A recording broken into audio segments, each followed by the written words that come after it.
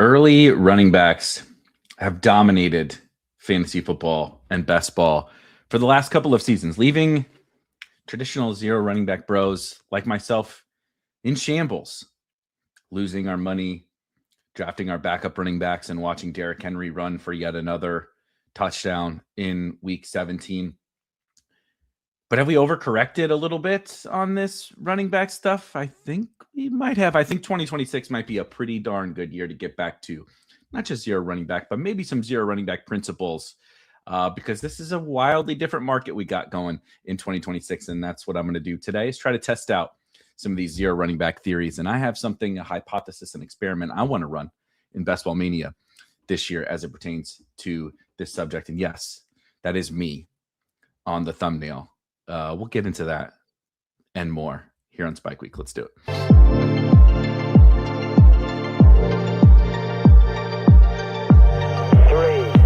2,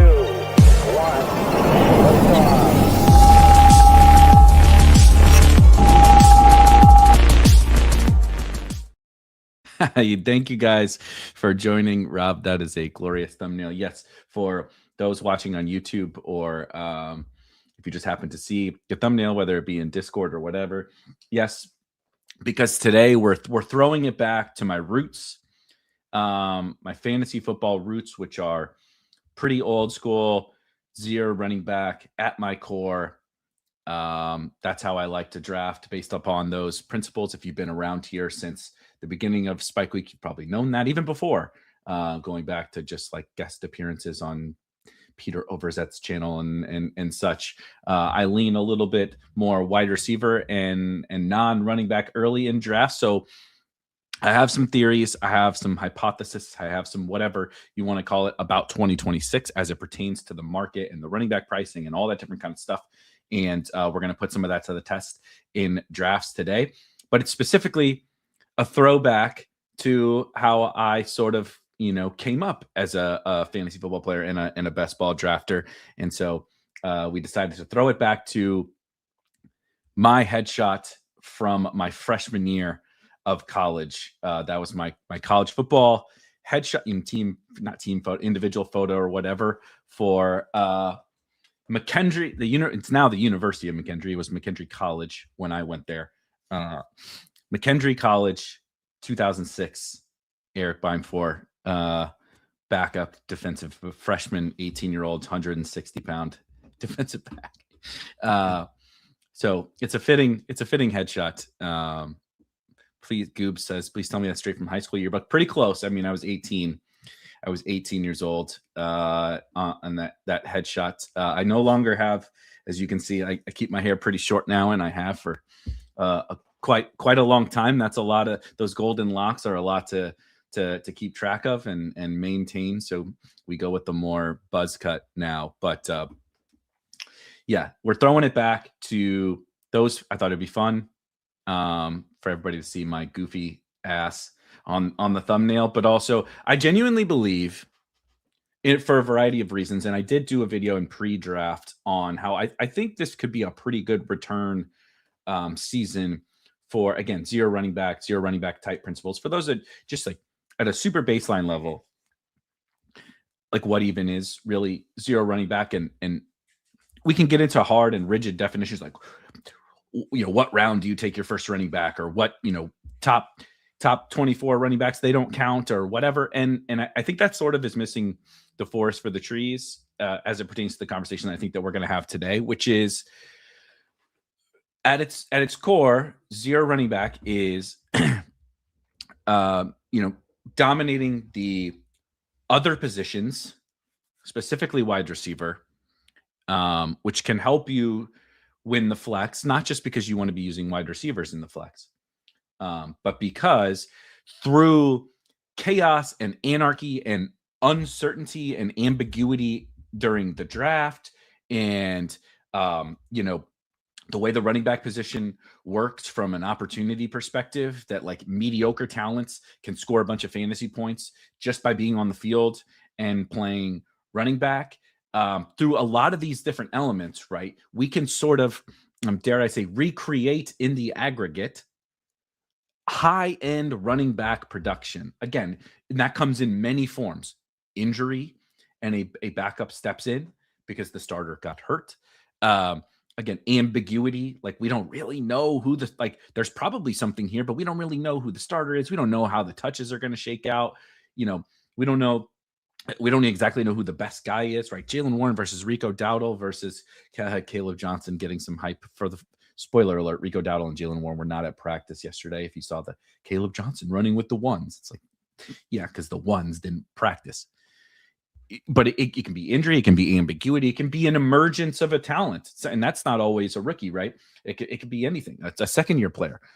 You could get an injury and the emergence of a talent. You can get the Kyren Williams type season. You can get a Bucky Irving type season. You can get a Rashad Penny type season from years ago. There's so many different ways that this type of thing can happen. But you dominate at wide receiver. Hopefully, you're dominating at quarterback and tight end as well. But then you catch up to the field at running back through chaos and, again, ambiguity and whatever. And you create this sort of super team. It's like the one clear path to creating a super team in fantasy football, because we know without a doubt that there are going to be running backs who step into more opportunity and score more fantasy points than, say, their ADP indicates. And at wide receiver and at tight end, you can outperform just by being on the field, but it's a lot more talent-based, right? Lots of wide receivers play. Shit, nowadays with 12 and 13 personnel and all this stuff, lots of tight ends are playing. But like the Rams are playing a bunch of tight ends, and Davis Allen isn't scoring a bunch of fantasy points, right? It's still the guys who are a little bit better at actual pass catching. We see tons of guys just out there running wind sprints at wide receiver while the team throws it to Jamar Chase, right? Andre Yoshivas is playing all the goddamn snaps. He's not producing like an elite wide receiver because he's not an elite wide receiver. Shout out to Yoshi, by the way. So how can we sort of like recreate? That's zero running back, like in a nutshell. And for the last couple of seasons, if you followed best ball at all, going back to this is going back to like 2022, something like that. We were in a more similar market to this right now with a little bit more expensive running backs, a little bit cheaper superstar wide receivers, a little bit cheaper, tight ends, whatever. I know Bowers and McBride don't count. But we were in a market that was a little bit more frothy with the early running backs, because that's just how people drafted, right? When best ball started, we introduced the new fantasy football crowd, and it's a little bit more early running back, which is not inherently wrong, but it is inherently exploitable if all of our opponents are drafting in a similar way. And this completely flipped. So here it's this fucking history lesson time, right? We say we're throwing it back. When I first got into this best ball stuff, when Underdog first started, that's how it was. It was like it was traditional, most of the first round was running backs and second round was running backs. And, people were drafting lots of early running backs. We used to get the days of, you would always get the Mike Davis projects for all the volume on the Falcons, so we got to take him in the fourth round. We would get all of that stuff. Zeke is cooked. Everybody in their mother knew that Zeke was cooked by the end. And we were still taking Zeke in the fifth round because he's the starting running back on the Cowboys.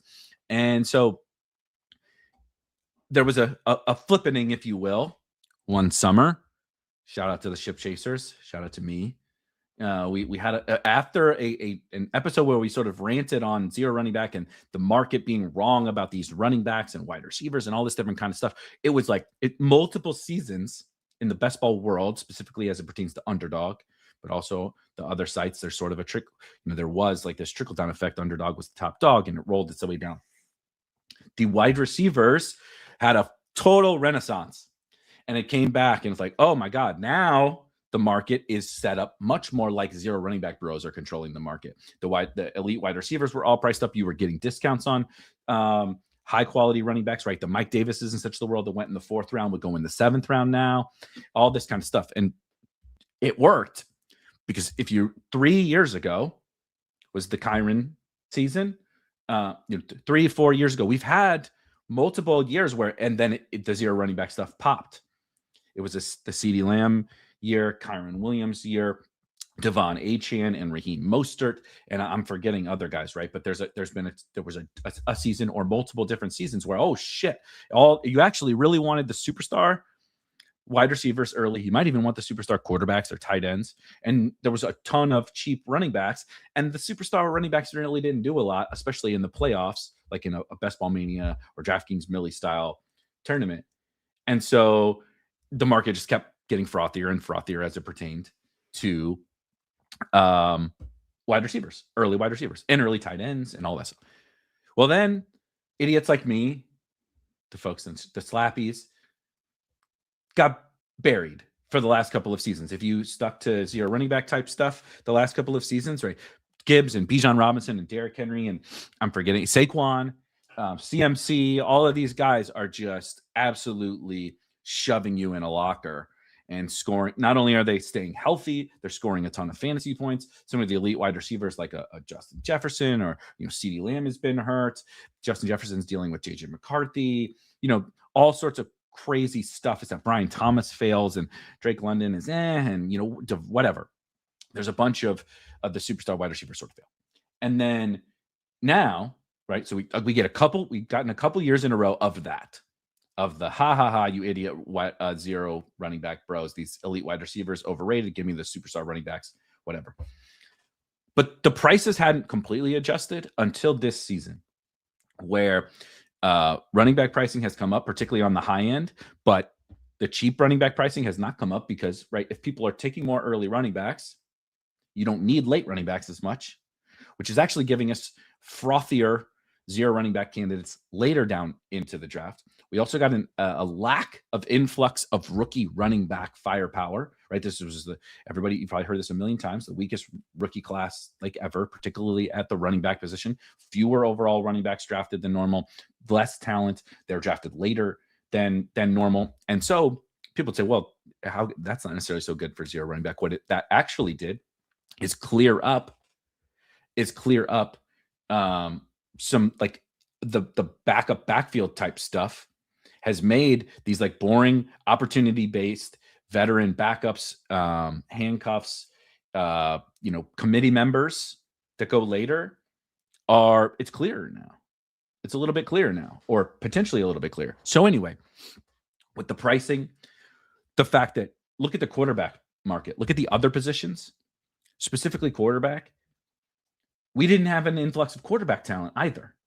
We basically had one free agent quarterback go somewhere else, Malik Willis, and he went to the worst situation possible, the team that's tanking and trying to lose with the most dead cap in the history of the NFL, the Miami Dolphins.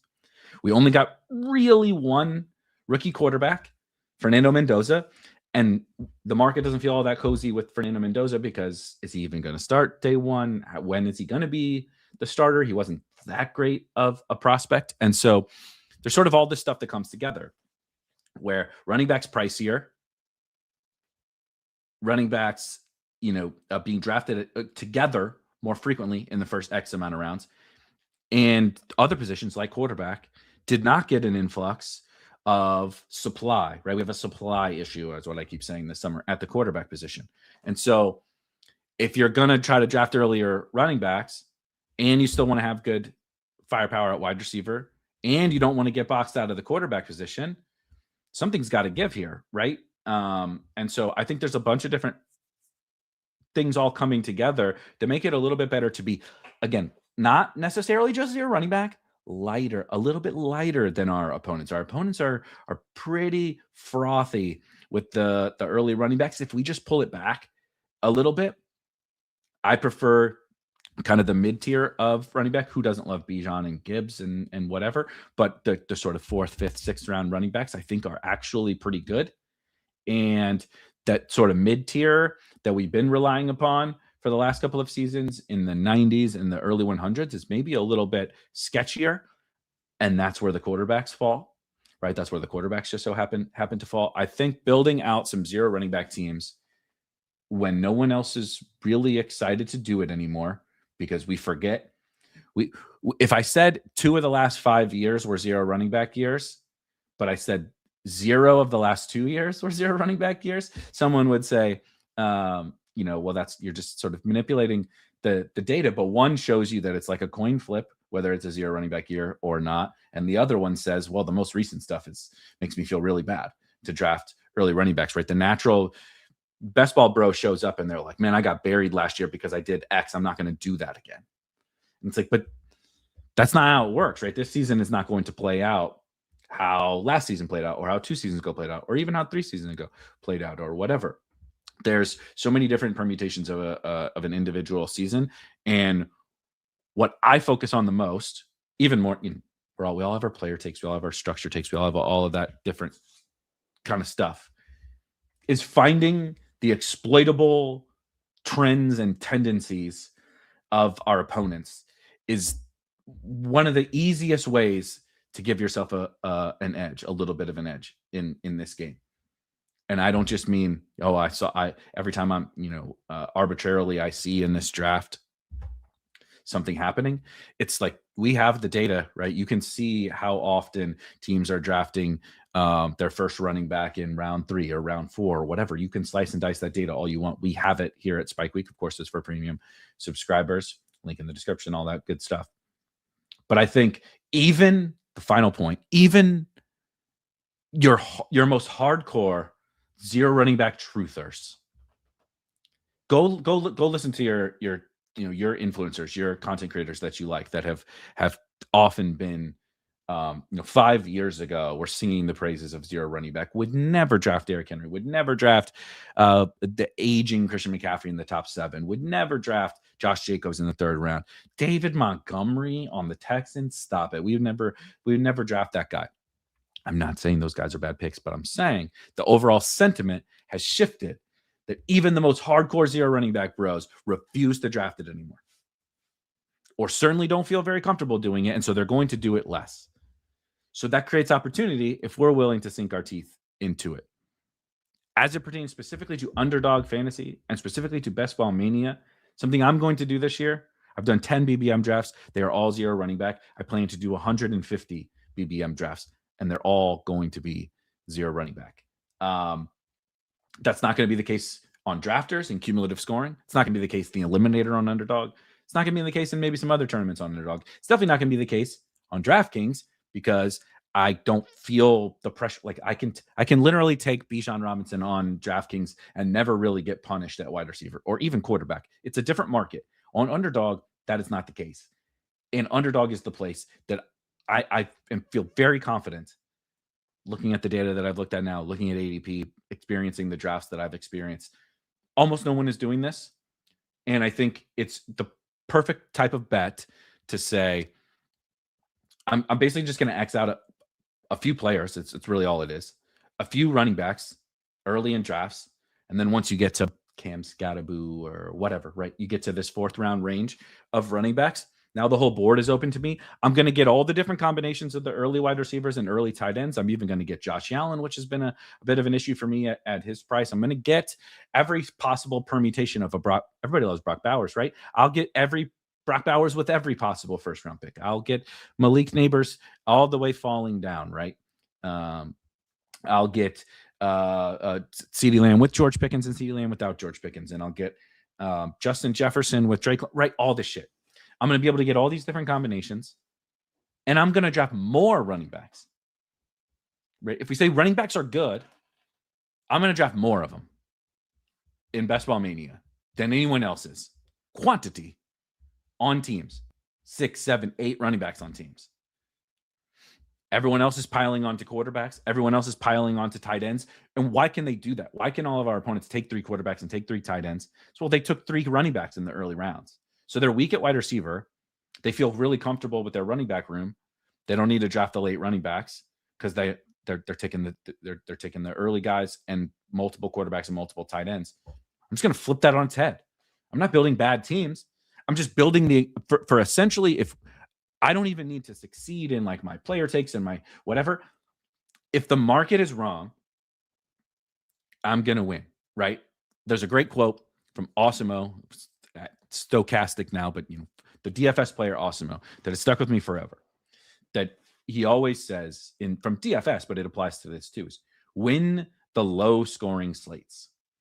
Meaning, like, what does that mean? Like, you don't actually really just want to score the fewest points. Everybody wants to score the most points.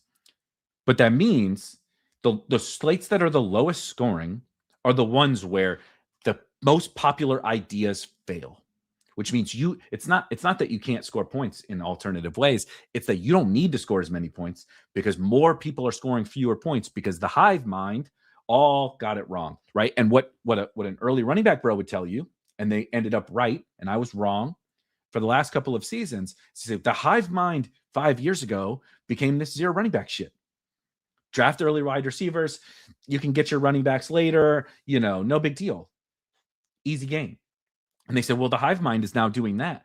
ADP is indicating it. Even if you just draft off of ADP, you're probably becoming a zero running back bro. 3 years ago, because that's just what the ADP indicated. Now that has completely shifted. And so specifically as it pertains to Best Ball Mania, I can look at, I know what everyone is drafting on every single BBM team ever. And so I can manipulate. I shouldn't say manipulate. I can take advantage of that and just, I'm going to draft the same player. I might like the same players as you. I like stacking. I like week 17. I like rookies. I like late season upside. I like all this different kind of stuff, right? But I'm just going to build it in slightly different structural ways and play to a different end result of 2026. Everyone else is playing to a result of 2026. Everyone, right? Air quotes. The royal everyone is playing to an end result of 2026 that is largely catered to what has happened in the last couple of seasons. And I'm going to play to an end result of 2026 that's catered to something that has absolutely nothing to do with what's happened over the last couple of seasons. Let's see. So this is a good question. I am going to, hold on, let me share my screen. I promised we would do a few different drafts here. Hold on. Let's go on over to Underdog.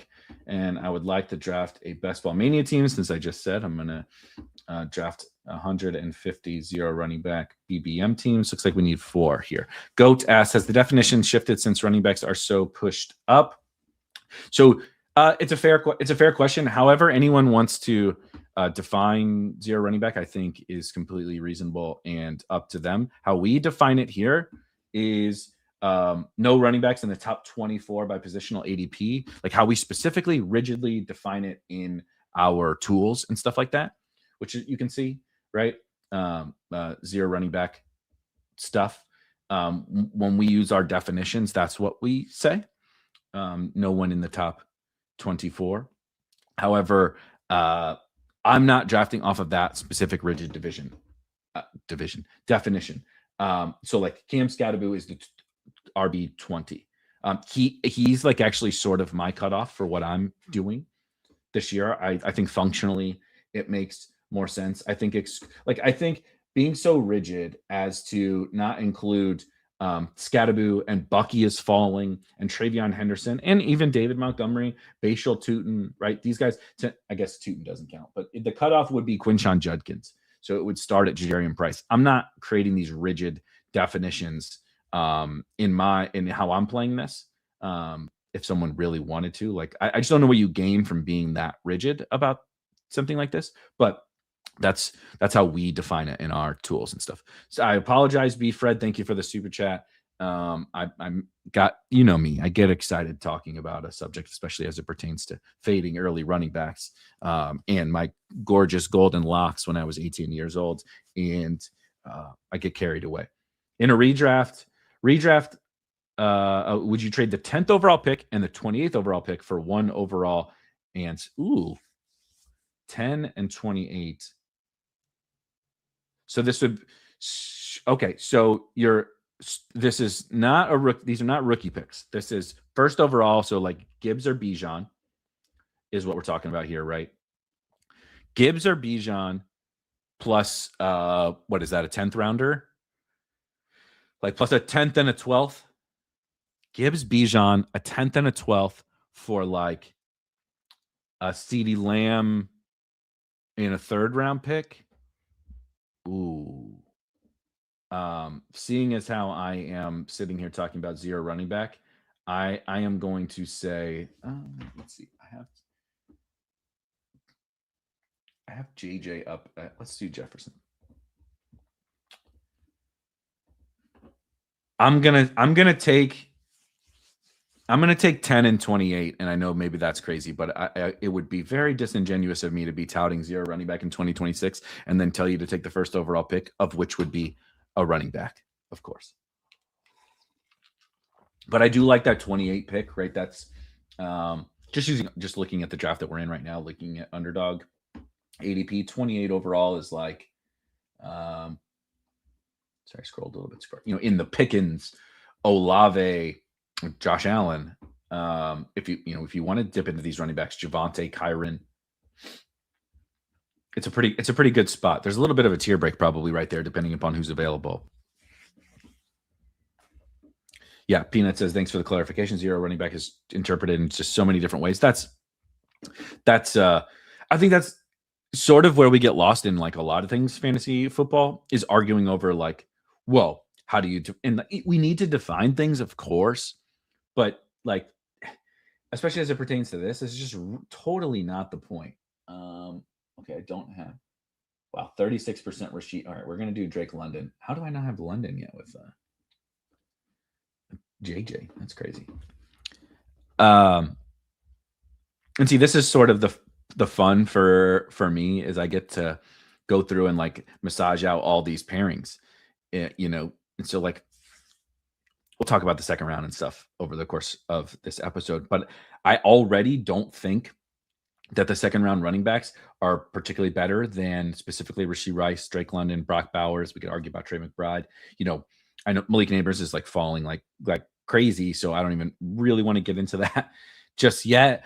But like, dude, if Malik Neighbors is healthy, I understand that the thought is that he isn't. If Malik Neighbors is healthy, this guy is like a middle of the first round player, and you can get him in the second and third round. And I can just get a million different combinations of him with the superstar wide receivers. And like the easiest way to win wide receiver is something like, Malik Neighbors, like JSN last year. Like why if there is a JSN, it is Malik Neighbors, because JSN didn't even have to, or excuse me, Neighbors wouldn't even have to break out. He just has to be healthy Malik Neighbors. JSN had to, take a leap. And of course, Clint Kubiak had to help him out. Sam Darnold had to be competent. That's why he went in the third round. Malik Neighbors has his own risks, his own issues, but all he has to do is just fucking be Malik Neighbors.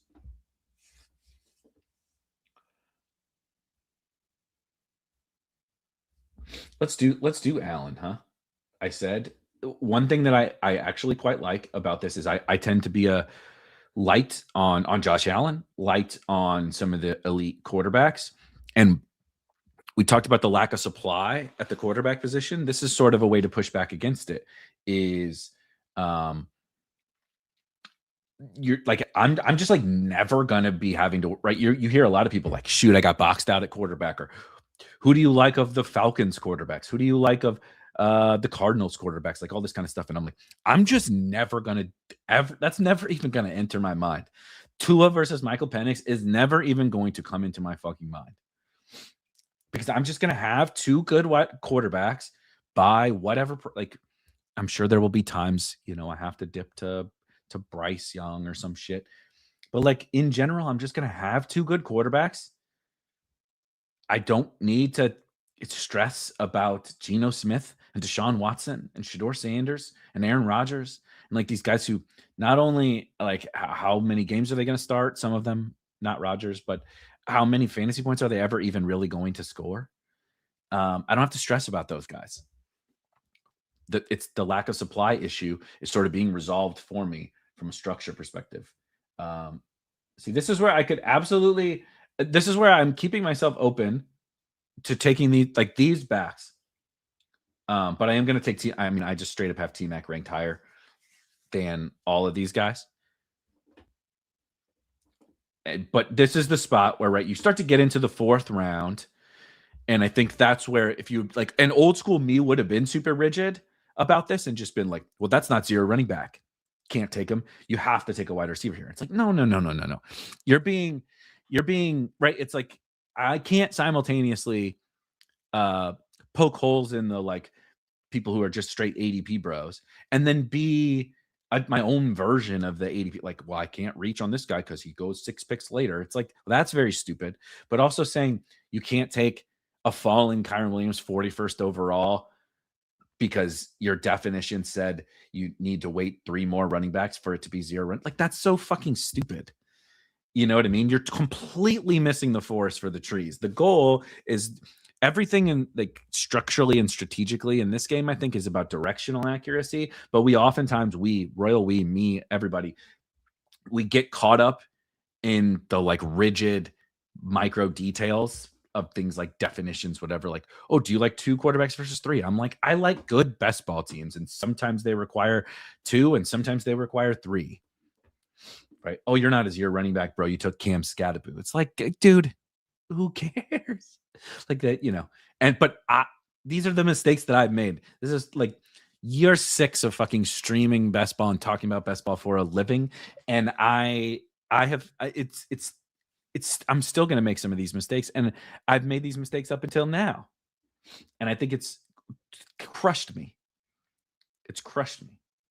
There are times when I end up being like right about lots of stuff in the market and fail spectacularly because I was too rigid on some of these things. Let's see. DeAndre Swift.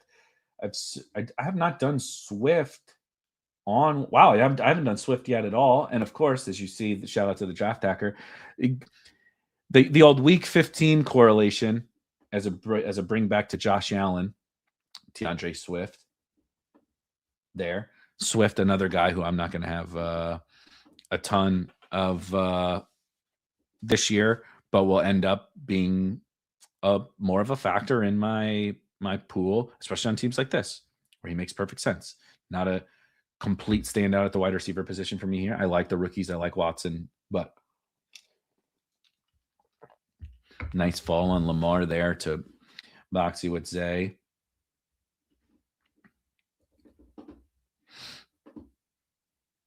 I agree.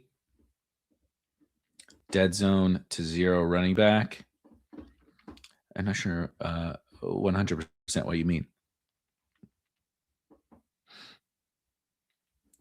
Didn't even realize the thumbnail was you at first. I do look quite different, huh? Like, I mean, I in my head, this is like a little bit long for me. I just use a 1 guard and buzz my own hair and have been doing it for 15 years.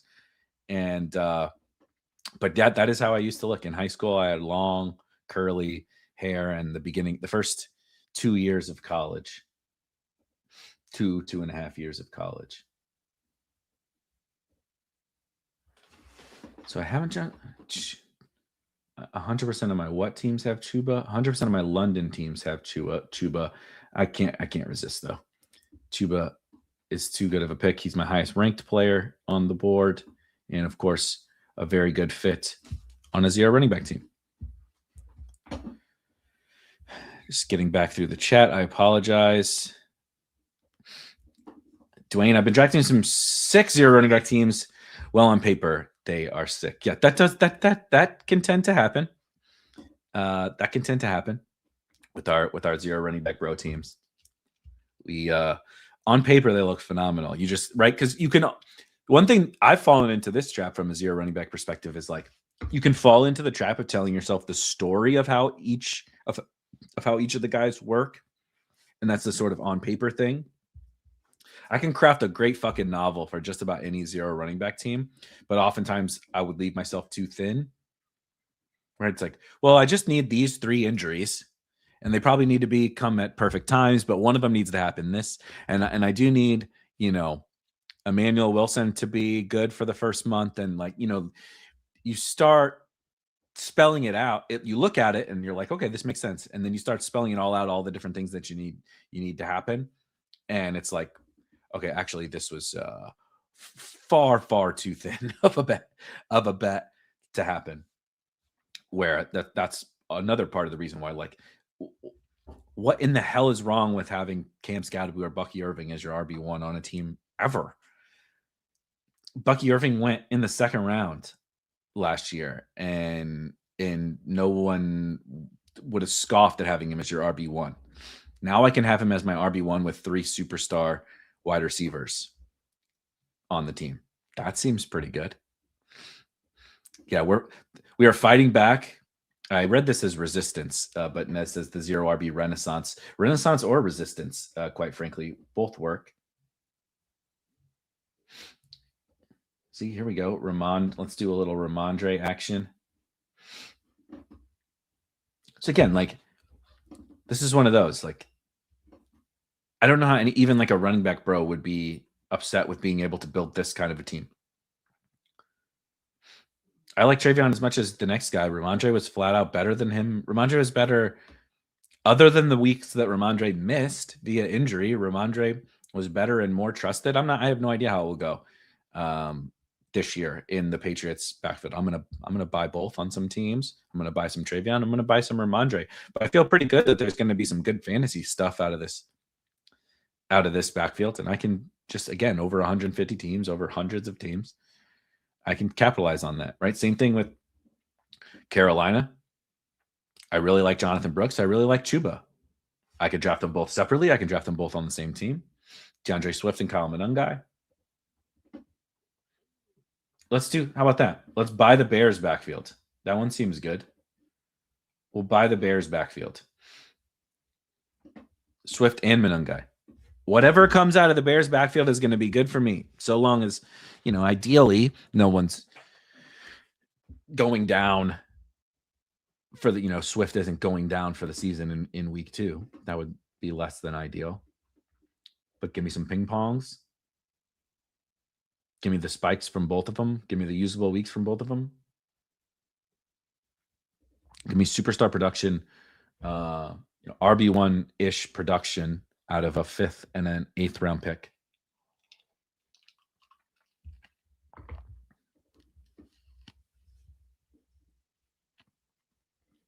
If you have a uniquely strong start, say Jefferson, Lamb, are you more likely to revert to a more balanced build or try to push your edge even further through structural advantage like zero running back?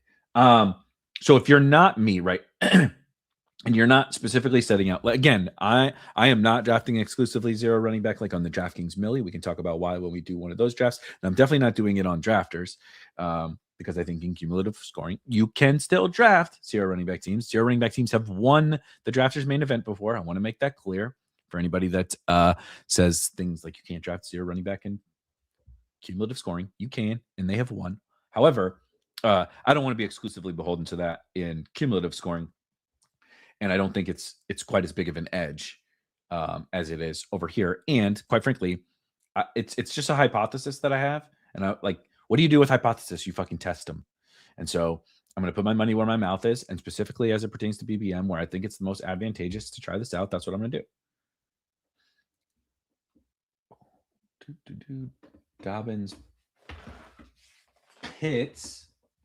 No, sorry guys. We're going to close out quarterback. This is another sort of pillar of what I'm doing. Why it also works well with zero running back is I'm drafting almost exclusively 2 quarterbacks.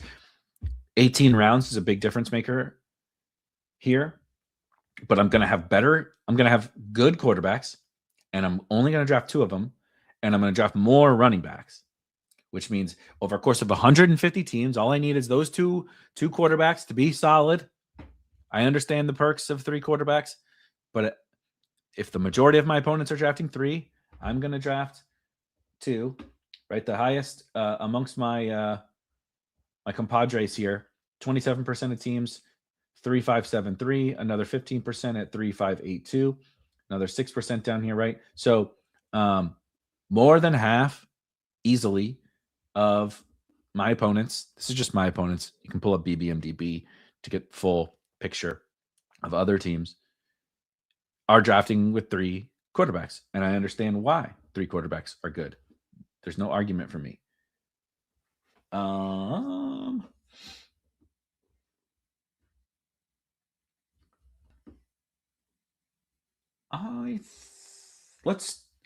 I take Worthy a little bit more. I have not done Concepcion yet in BBM in 10 teams. This is team number 11. So let's get Kevin Concepcion. I will henceforth be saying him by his full name, Kevin Concepcion. That's what his name is. I also feel hilariously like I'm a little bit light at wide receiver on this zero running back team. And I might need 3 tight ends on this team, given I have not drafted one yet through 10 rounds. Are you doing 2 on DraftKings? I will still say the majority of my DraftKings teams are going to be 2, but again, it's partially because my priority is to get 2 really good quarterbacks. And I don't mean like I'm doing Josh Allen, Lamar Jackson on all my teams. I don't know if I'll do that at all or hardly ever for sure. I strongly dislike the Jacoby Brissett, Geno Smith, even Aaron Rodgers. Go look at the fantasy points Aaron Rodgers scored last year. Now he's a year older. He does not run at all. He's not particularly good anymore as an NFL real-life quarterback. I'm fine with Aaron Rodgers helping get the ball to Michael Pittman and Pat Freiermuth and the running backs and stuff. But Jordan Mason, let's do to 100% of my Allen teams have Kincaid, I bet. Yeah. We're still going to do it, though. I don't know if you saw Dalton Kincaid. It's fucking jacked now. Swole season for Kincaid. But I'm still going to do predominantly 2 on DraftKings. Even more of your opponents will do 3 on DraftKings, which makes sense in 20 rounds. But again, I'm sort of with the supply issue at the quarterback position. I just want to that is the most important thing that I think is often overlooked. Is like I understand what data says. Quarterbacks add more points, right? It's pretty simple math. I understand how basic addition works. I understand the ping pong effect of quarterbacks and stacks for the playoff rounds and the regular season. Makes total sense to me. Other positions can ping pong as well, but that makes perfect sense. But the problem is you now have to spend more than ever. Talked about the running back pricing. There are just not enough quarterbacks.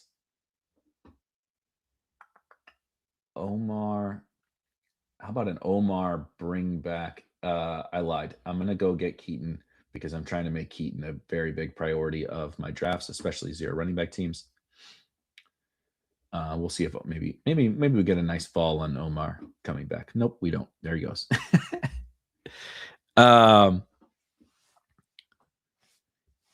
We don't have a good crop of later quarterbacks from a fantasy profile perspective because we don't have rookies. We don't have a bunch of young guys. We don't have, there's not even, there's not a Drake May. There's not a Sam Howell. There's not even a fucking Sam Darnold, dude. There's like, what would be the Sam Darnold? Geno would be the Sam Darnold. Jacoby Brissett, I guess it would be your Sam Darnold bet, but like, did you know the Arizona Cardinals are not favored preseason lines, right? Look ahead lines are not favored to win a single game all season. The Arizona Cardinals and Jacoby Brissett is holding out now from training camp because from OTAs because he wants more money, understandably. But I don't know why they would pay him more money. He's not that good. He's not a part of their future plans. They have Minshew and back. So I don't know how this is going to go for Jacoby Brissett. There's just no real depth at the quarterback position anymore. So how do I fight back against that? It's like, well, do you take more quarterbacks at more expensive, spend more roster spots and more money on the quarterback position just because you think you have to draft a certain amount on every single team? Or do you just take one fewer roster spot dedicated to the position, but then spend a little bit more over all of your teams? Some of them are going to fail because, right, you only drafted 2 quarterbacks on this team and those guys got hurt. But that means other teams are going to succeed. Ooh, Jawan. Sure. Jawan to add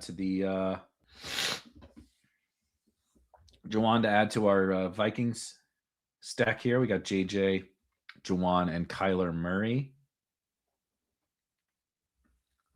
Jefferson, Drake London, T-Mac, Kevin Concepcion, and Jawan Jennings at wide receiver. It's actually a pretty good running back room for a 0 running back room. Pretty good. DeAndre Swift, Chuba Hubbard, Ramondre Stevenson, Kyle Monangai, and Keaton Mitchell. probably going to need 3 tight ends. I like to draft 3 tight ends if I start at Kincaid. Another reason to stop at 2 quarterbacks is because I don't like dedicating 6, 7 in 18 rounds to the 1Z positions. Yeah, extreme hero running back is great too. Like that, you can extrapolate this. You don't have to be like, oh, it's 0 RB or bust. It's not how it works. But like, okay, let's say you draft Bijan. Who doesn't like Bijan? I'm drafting Bijan everywhere else besides BBM. I'm drafting Jahmyr Gibbs everywhere else besides BBM. Who the hell doesn't like those guys? We all do. They're the best running backs on planet Earth in their prime at age 24 or whatever. Like, sign me up, you know? However, oh, look at this. We're just straight Vikings stack it up. TJ Hawkinson, tight end 2. That's pretty beautiful. All right, 14 rounds. Kicking off 0 RB summer. We went Justin Jefferson, Drake London, Josh Allen, actually. T-Mac, DeAndre Swift, Chuba Hubbard, Ramondre Stevenson, Kyle Monangai, Kyler Murray, of course, with Justin Jefferson, Kevin Concepcion, Dalton Kincaid, stacked with Josh Allen, Keaton Mitchell.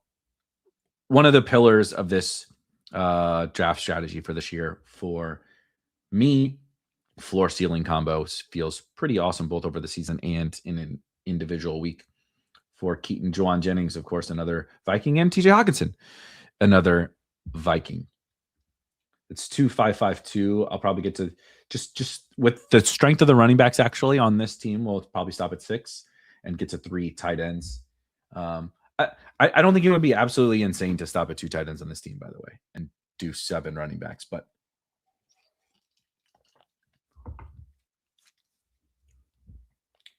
I would be open to.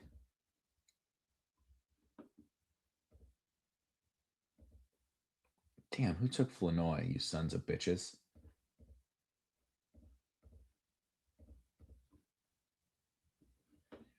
I'm gonna pull Pat Freiermuth all the way up here. I know it's a reach. I took a dollar auction player for $1.10. But there's nothing here. I think this is just like completely and utterly wide open window here. So I'm not super worried about it.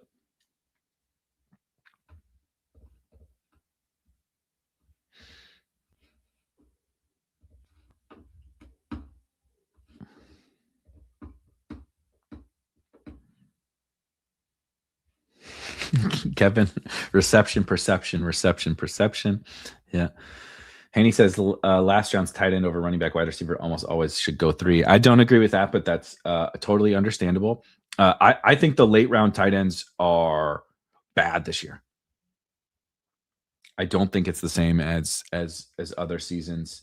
So I'm less likely to be taking 3. But I mean, obviously, I just took 3 on this team. Pat Freiermuth is I just have a couple of guys that I particularly like, but I think overall the late, like,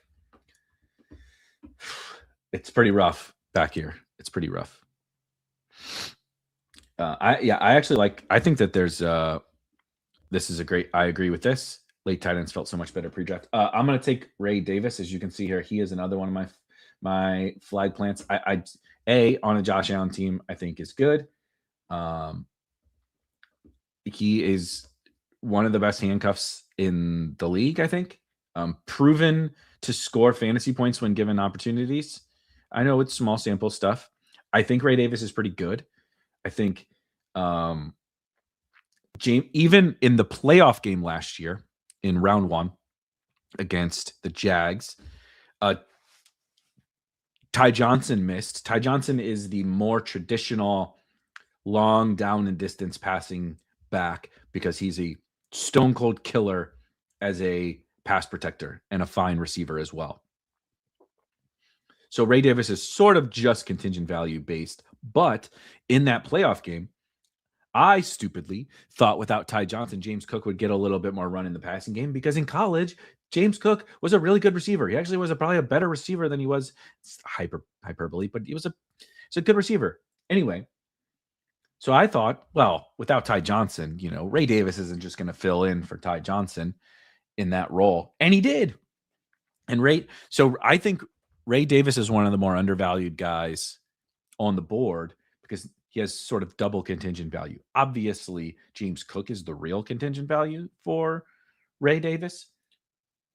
But if something happens to Ty Johnson, if they just decide, look, Ty Johnson's getting a little older, Ray Davis is pretty good, we need to get him on the field a bit more, I think that's also like a totally reasonable outcome here. He's just an awesome late round running back pick, in my opinion. Okay, 2, 6, 5, 3. It's wide receiver time. What's my ranking? Oof. Okay. Let's get a boring, dusty veteran in here in Devon Vele. Yes, I know. Gross. Wide receiver 3 on the Saints. Jordan Tyson is a walking hamstring injury. I'm buying some Saints.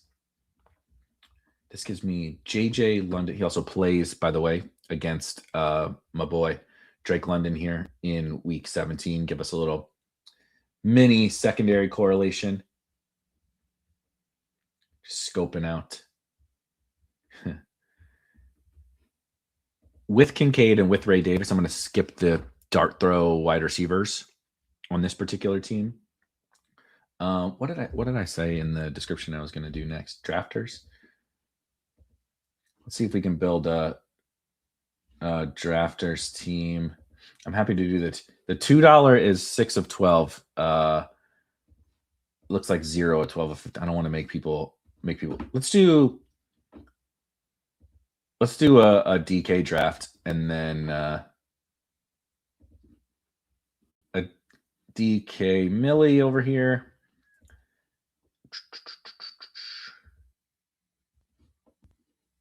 And then we'll try to fill a draft. I'll pop in the drafters draft while we're partway through the DK Millie. Okay.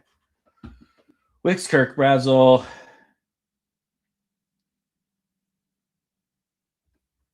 Let's do Brazel. I don't have him yet. He's becoming a little bit more exciting for me. Not a lot of Xavier Legette talk thus far. A little bit of Chris Brazel hype. And it's always so weird to talk about guys. You're like, yeah, he's in my late round mix. And you stream a draft, right? And you want to talk about every single pick and I love this guy. I love that guy. Here's why I'm drafting this guy. You need to take, right? Brazel is just I don't know, man, he's in the 18th round. I thought he was an interesting rookie prospect and Xavier Legette sucks. So whatever. I'm going to take some of him. I'll have 5 to 10% or whatever. It's not every, you want to provide more interesting analysis than maybe even is necessary. But I think Brazel is a pretty fun little pick. So first, 0 RB team of hot 0 RB summer. Again, I'm not necessarily going to draft 0 RB teams all the time certainly on drafters and on DK. We will today because come on. Gotta have some fun on this show I put my beautiful hair on the thumbnail and everything. We're throwing it back to 0 RB days. But in BBM, I am straight up going to test my hypothesis that it's underutilized on Underdog and in Best Ball Mania specifically. Is my hypothesis. My hypothesis is that 2 quarterbacks, 0 running back teams, and then let me scramble up all these guys into a fucking blender and spit out 150 permutations of it and let the chips fall where they may. That's sort of my Best Ball Mania hypothesis.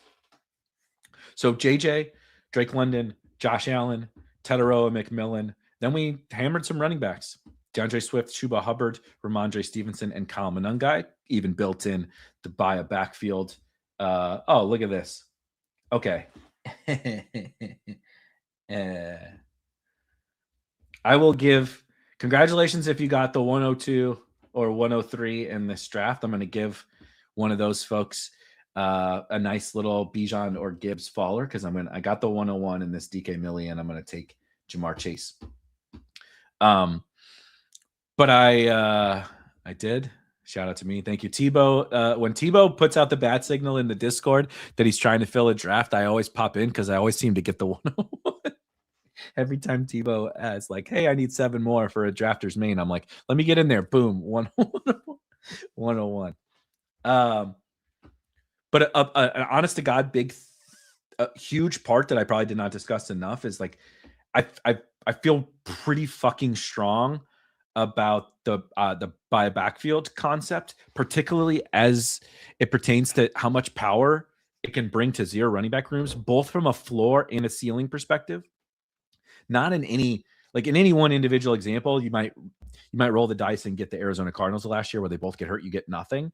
But you also might get the Patriots of last year. You might get these Bears of last year. You might get, there's a bunch of awesome outcomes for the buy backfield stuff that I think are huge for helping your advance rate, but also helping your ceiling without really sacrificing much on zero running back teams specifically. And again, specifically on Underdog, that it's another big reason why I'm doing that. So we bought the Bears backfield over there. I'm going to take Jamar Chase here in just 2 seconds on DraftKings. But then we took Kyler Murray. I mean, the Vikings. I'm gonna have a bunch of Vikings stacks. Kevin Concepcion, Dalton Kincaid stacked with Josh Allen, Keaton Mitchell, Jawan Jennings, TJ Hawkinson, Pat Freiermuth for a third tight end to close that out. We talked about Ray Davis, and then Devon Bailey, Chris Brazzell as wide receiver 6 and 7 to close this one out. So we get a couple of like boring vets, Jawan and Bailey alongside Brazzell and Concepcion, plus the 3, just like stars. Jefferson, London, and T-Mac. Pretty good team. Let me send my team over to the Draft Hackers so I don't forget that. Congratulations to the 102 and 103 on your Bijan Gibbs. You're welcome.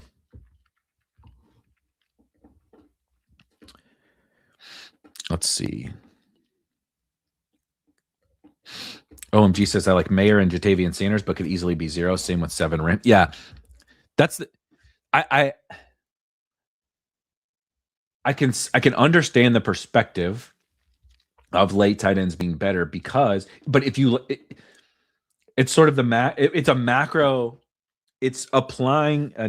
We use this all the time. That again, our friend Ben Gretsch, go subscribe to Stealing Signals and any podcast that he does and all that kind of stuff because he's one of the best in the biz. But we steal some of his phrases, right? Like identity back, and but this phrase I love, which I think is sort of the most applicable point here as it pertains to late positional stuff. Is I think at a macro level, if we don't look at the actual market this year, if we don't look at the specific names that we're talking about here, the idea that late tight end is better than late wide receiver and running back makes truly perfect sense. There are generally late starting tight ends or tight ends that are going to be on the field and running routes that have a higher floor, with ceiling, whatever, right? But have a higher chance of scoring points that help you at a macro level than late wide receivers and late running backs, because you're taking, right, like mid-round rookie wide receivers that are really boom bust. You're taking backup running backs. You're taking really, really high risk of 0 players in those late round overall running back and wide receivers. The problem is that in this season in particular, and when I say late, I mean like last round, maybe last 2 rounds. The tight ends that you're taking, if you told me which Rams guy it is, I'll take that guy on every team. Michael Mayer is like a contingent value bet. I really like Michael Mayer, but he's like maybe he catches a couple touchdowns, and then what happens if Brock Bowers gets hurt? Jatavian Sanders is just like maybe he's on the field, or maybe they do this Tommy Tremble thing again. Like, Pat Fryermuth is not a last round pick anymore. He goes in the 190s. Okay, this works. Little Neighbors Pickens at the 2-3 turn. So Jamar Chase, Malik Neighbors, George Pickens. For those of you that don't know and have not paid attention to the Week 17 schedule, yes, the Cowboys play the Giants in Week 17. So your CD Neighbors, Pickens Neighbors teams are very fun. But I think that the late tight end stuff is a little bit trickier this year than most years. Chuba and Brooks is a fun buy a backfield, says Goat. It's probably my favorite one. I shouldn't even say probably. I'm almost certain it's my favorite buy a backfield. Chuba and Brooks. You get sort of this. It's the most fun because it's not super expensive, and it's the Jonathan Brooks risk and like bear case is completely insulated. Like so you spent pick 120 on a backup running back.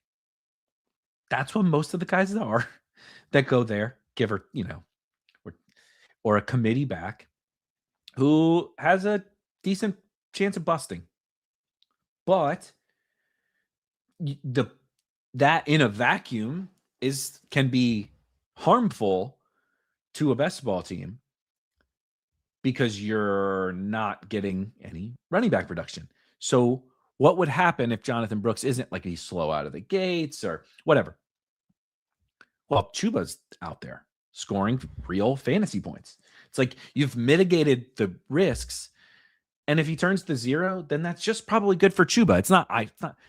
That's not the ceiling outcome. It's not ideal, but if the floor outcome, aside from injuries, is like, yeah, Brooks just really didn't do anything.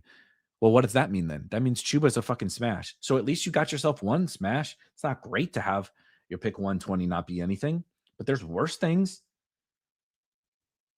If you pick 65 and pick 120 on one awesome fantasy running back, I think I would take that on every single fucking team, especially if you're drafting a little bit more zero hero style stuff.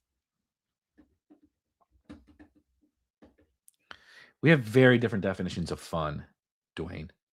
He says it would be fun if the Panthers signed Ertz. That would not be fun. It'd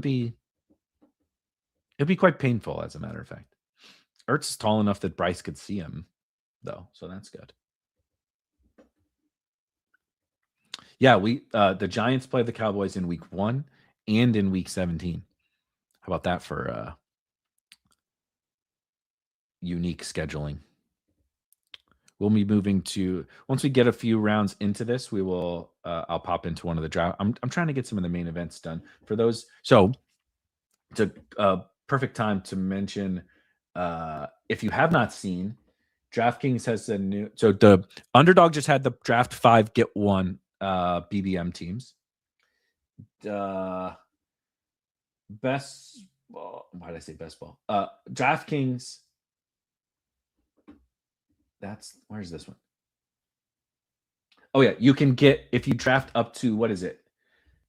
So for this week,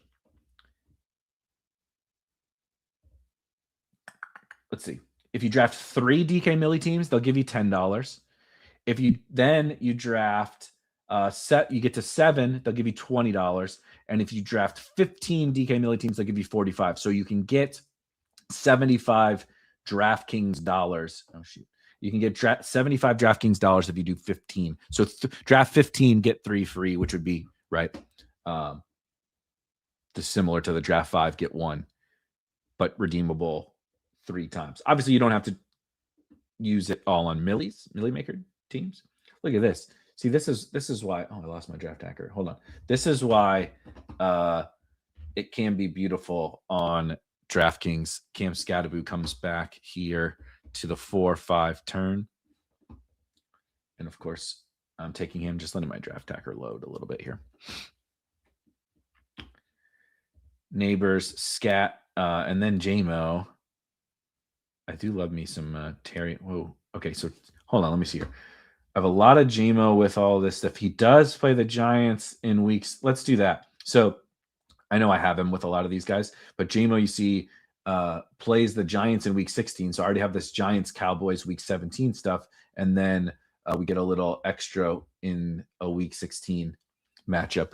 They do play Cleveland in week 15. I don't know that we care that much about that one.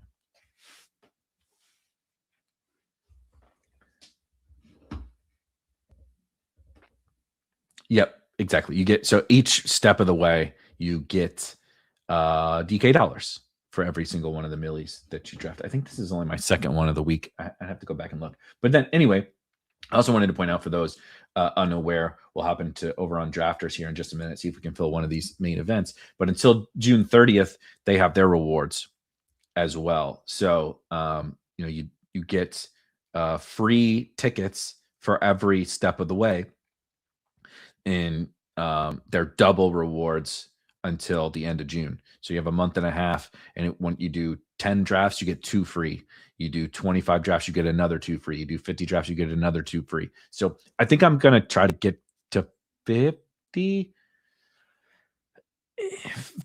or 75. I'm undecided. But I'm definitely going to try to hit a couple of those milestones on Drafters. I mean, I've already hit for sure the 10. Maybe, I don't know. How many teams have I done? Let's see. I have done 19, so I need to get six more. I haven't checked in on my playoff best ball. Ugh. Okay, this team made a rise. Man, I have a Spurs Knicks team, but I'm missing a second forward on Drafters. I only have OG. I had these other forwards, and I'm really I'm not sure that it wins, right? I'm sure there's a bunch of teams in front of me that also have plenty of guys available for the rest of the way. Spurs are pretty popular, but man, especially with Fox hurt, Wemby, Harper, Champagny on the Spurs side, and then Cat, Brunson, and OG. God, we were so close to just a slam dunk team. But nonetheless, it's not what we're here to discuss. We're here to discuss your running back in football. Yay, football.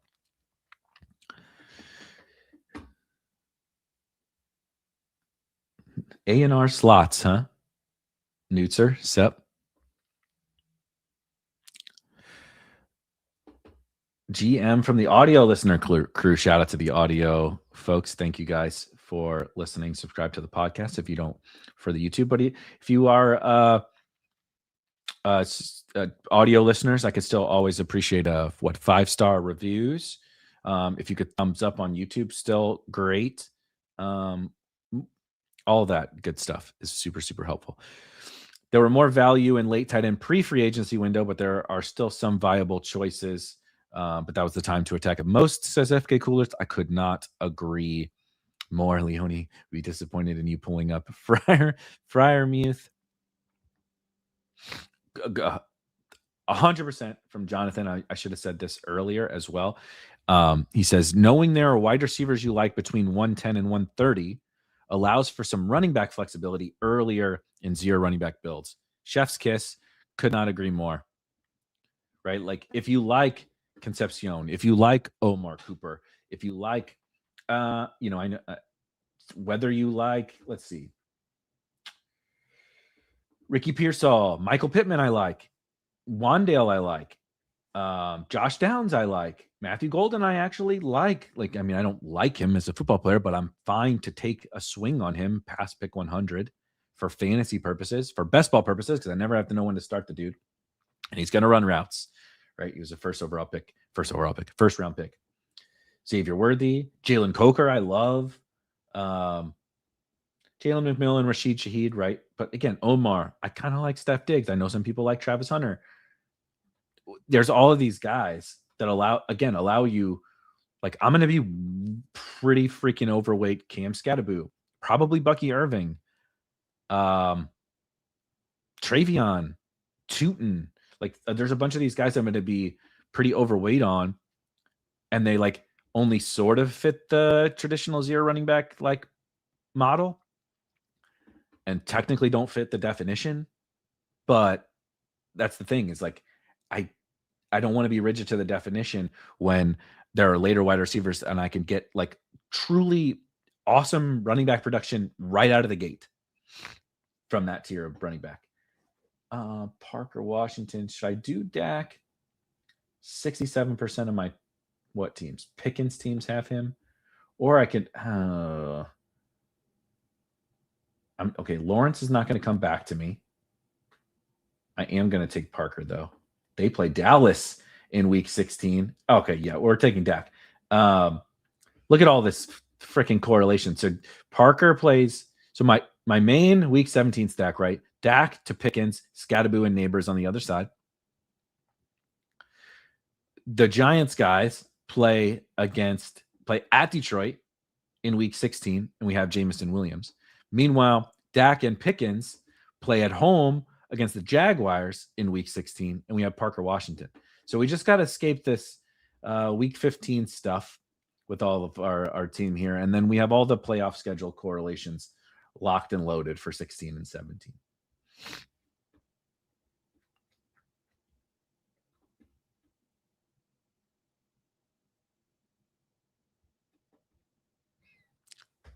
The problem with zero RB and wanting to finish QB early is missing out on nuclear Jaden Reed. So here's another great thing that's similar to what John said earlier about like, if you know, this is just like any structure, but like how I'm thinking about it as well is like, if you know there are guys who maybe go in certain ranges that don't generally fit the structure that you're trying to draft, right? Okay, you're trying to draft zero running back. Like, okay, so you might need quarterback in that spot. You might need running back in the 90s or whatever. But you know you really like Jaden Reed. You can plan around that. There's no rule. And again, you don't have to be this rigid. So take an earlier running back than I did. But also just like know that you know who you like. If you need help knowing who you like, that's what the Spike Week tools are for. That's what we got the draft optimizer and everything over here. I hate how often DK hides the stuff, right? But like, oh, remember you said you liked Jaden Reed. You put a high percent. You know, I need more Jalen Warren. I don't even want that much RJ Harvey, but I don't have him yet. You know what I mean? Like Wandale. Oh, you remember you said you like Wandale, but you keep drafting these zero running back teams, so you're not getting him enough, right? Remember the draft optimizer. Set your fucking target exposures for these players. If you want to set groups and all that kind of stuff, you get to set that too with the tool. But that's what we provided the tools to help solve those exact problems that you're talking about. And if it's in your own head and you don't need it, more power to you. I'm not that smart, and my simple brain needs those things sometimes. So we built the tools to support it. Do you have any content on weekly winner strategy? Not yet. I don't think there's anything on the channel. I know I've written about it. Let me see.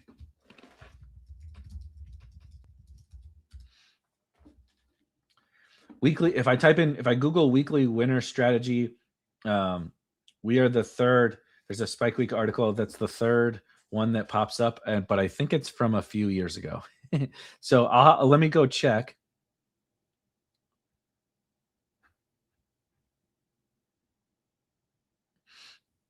I'll have to go check. And it looks pretty good, though. It looks pretty good. But nothing on the YouTube channel. And I will. I can work on it. I'm not playing weekly winners. I think they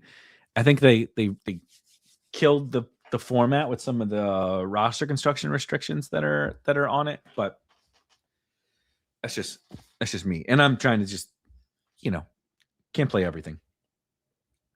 The weekly sweat is not very fun because the leaderboards stink and the scoring stinks. But it's an interesting idea for when it first came out. I thought it was pretty cool. But I'm probably not going to play it.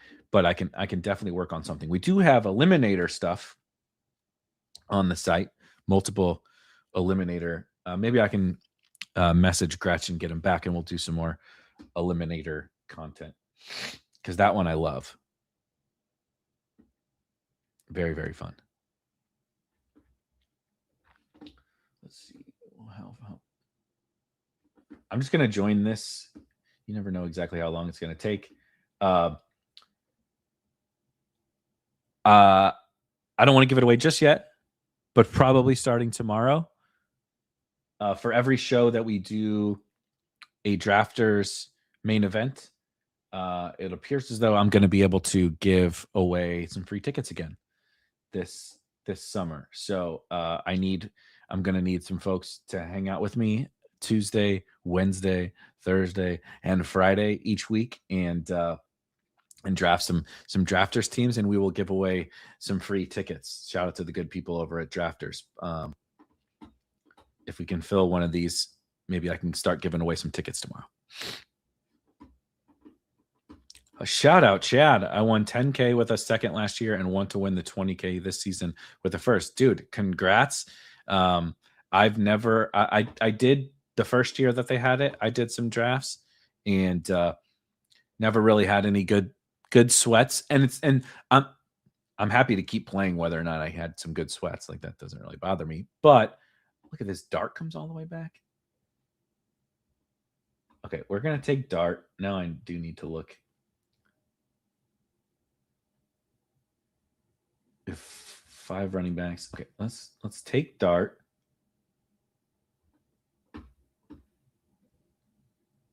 What did the optimizer say? Wandale, Corum, Pittman, Downs. But Manungai plays JMO in week 17. I don't have him with any of these guys. Let's do Manungai again. Kyle Manungai day. Didn't somebody say that in the chat earlier? How did someone know this? There was a comment that was something like Kyle Manungai day in the chat earlier. And this is before, I don't think I've said a freaking word about, let me find it. Yeah. What the hell? Henny, how did you know this? That's insane. Truly, truly insane. I missed a bunch of these questions, so I'm going back through the chat now. Do you consider it 0 RB if you take someone from the Hendo Monty Swift pocket? Yes, sir. Yes, I do. Andrew says that relying on getting lucky with injuries, and I never got lucky, but I get it yet. So that is the hard part, right? Like, you only get one season, or you only get once a year. There's one season per year. If you don't get the right injuries to fall your way, if you don't get the right ambiguous backfields to play out in your favor, were you wrong? Not necessarily. You weren't necessarily wrong, but it doesn't mean you were. It doesn't mean you're right. But it also doesn't mean you should pivot. You know, like, it's not the same thing, but I for anybody that plays DFS, right? I liken it to playing DFS on DraftKings, and you play a Sunday and you stack whatever. I'm just making shit up, right? You stack Jackson Dart and Malik Neighbors, and you spend down at running back because there's some good running back value. Kyle Manungai and Chuba are good running back value. So you spend down. It fails, right? Chuba doesn't score a touchdown. Manungai and Chuba don't score touchdowns. Dart's just okay. Neighbors doesn't score a touchdown. So because it failed, does that mean you shouldn't like try that strategy again? And I don't mean just those specific players. I mean like, spending. So now you have to always spend up at running back because you spent down at running back in week 3 and it failed. Like, no, of course not. You'd go to the next week and you'd try to play that slate as well as you can possibly play it. Right? So we should do the same thing in this. You wipe your mind clean of what happened last year and you attack this new one as best as you possibly can. And you got to let the biases go. You got to let the, I got burned go. It sucks. And it's not that easy, but it's true. Thoughts on which Denver tight end to target late? None. I don't have a Denver. I might have Justin Jolie in the rankings. I think I don't I don't think there's any juice to squeeze out of Evan Ingram left in fantasy. So I would rather not target a Broncos tight end than target Evan Ingram. This is one of those where, like, oh, you have Bo Nix and you need a last round tight end. Should you just take Evan Ingram because he correlates? That is one of the examples I would say, no, I'm still taking Michael Mayer over him. If you wanted to say I would like to take a home run swing on Justin Jolie, I can't really argue with you. I prefer not. I think that the Denver Broncos tight ends now, these are the types of situations as well. Like, it's May 19th, right? These things can change. We could get some news like, oh, Justin Jolie looks awesome in camp. Maybe he's going to be the best pass catcher, whatever. Right? These things happen. These things change. We get to draft all summer, and that's part of the reasons to continue to draft all summer is that we get to capitalize on news that we either didn't expect or we were waiting for or whatever. Yeah, I'm definitely not drafting Adam Troutman. Oops. What's our drafters room looking like? 8 more. Oh boy. Okay, we're going to make a pick here. We're going to run the team down. We're going to take a super quick break, and then we will be back in round 11 of the DK draft, and we're going to see if we can't fill this drafters team. Ooh, okay. So I have 2 running back, no tight ends. Okay. Bill, I'm going to take Bill and Jonathan Brooks here, but Ferguson does look pretty appealing. Jake Ferguson.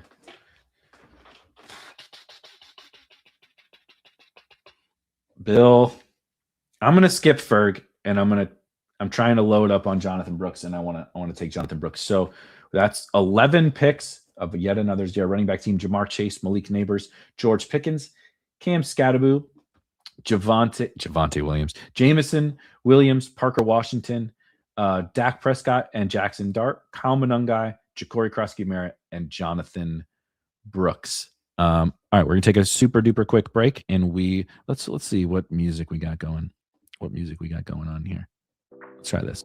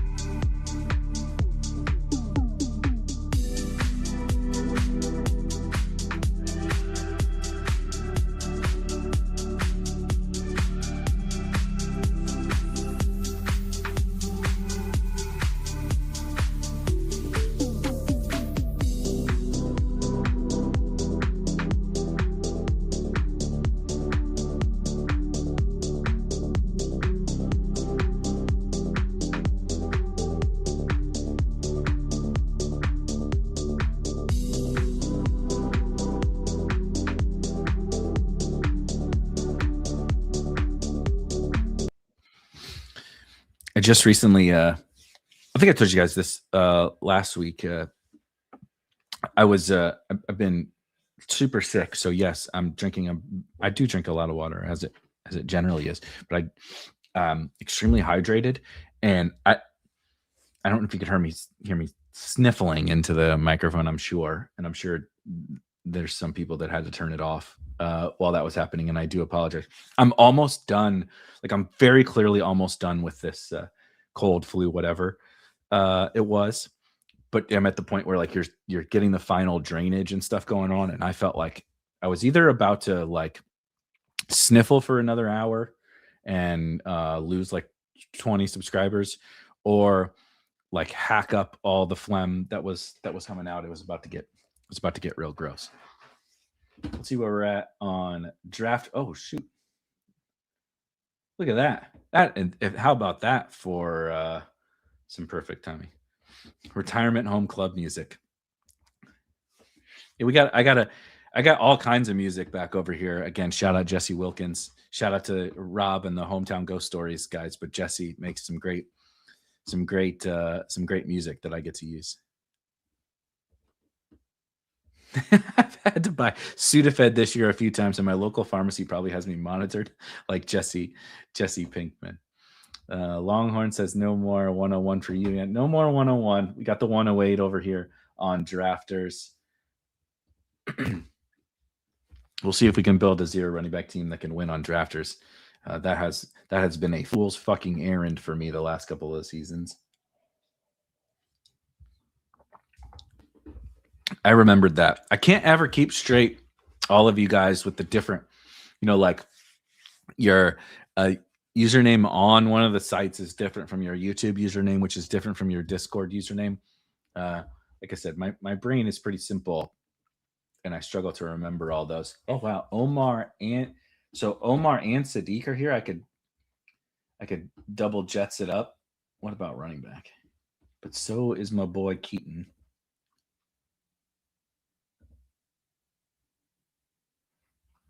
I'm gonna do Sadiq and Keaton over here on DraftKings. I do need to refresh. What you learn? Yeah, vitamin C tips in the YouTube chat today. You can learn a lot of stuff from Best Ball Bros, is what I have come to find out.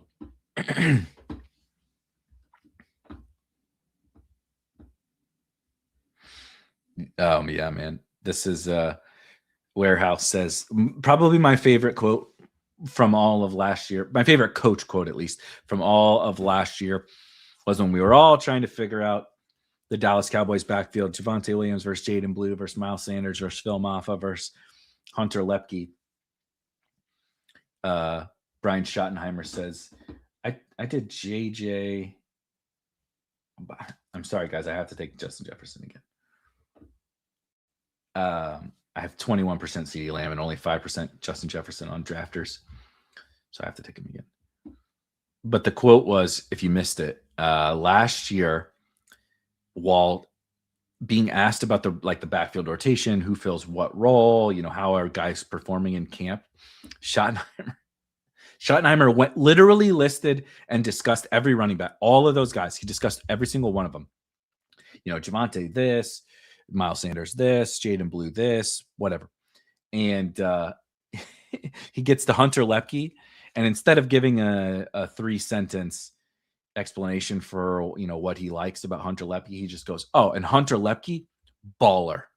That's it. That's all he said about Hunter Lepke. It's very strange.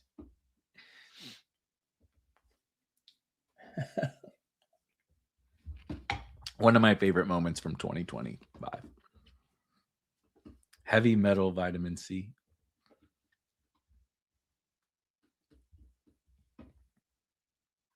This is so good.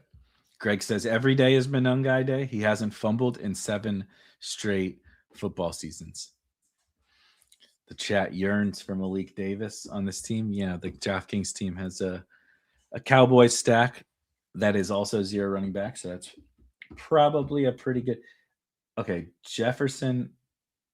How about we haven't done a Bowers team yet today, and I do think 0 running back on Drafters and cumulative scoring specifically. I want to be overweight Bowers and probably McBride too. Maybe Loveland, we'll see, but specifically Bowers, because one of the most critical ways, I think, you need to outscore teams. You need to outscore 100,000 other teams across the entire season. On DraftKings, in Best Ball Mania and the DraftKings Millie, there's a lot of different ways to win. So you're if Brock Bowers doesn't have big games in the playoffs, who cares? How many Brock Bowers teams are you going to be playing against in the playoffs? Whatever. In this, you're playing against all the Brock Bowers teams. You're playing against all the early running back teams. If you're trying to draft a 0 running back team that can win cumulative scoring, what's like the clearest path to it doing so is like there's an early round tight end. So instead of taking a running back, you take a tight end, and that tight end is the guy you need. Is like, to me, like arguably the cleanest path in cumulative scoring for non-early running back builds to smash. How is this possible? I don't do that much Hunter Henry, and yet he's on 50% of who? 50% of my neighbors' teams. What the hell? I think it's a pretty damn good price on Hunter Henry, though.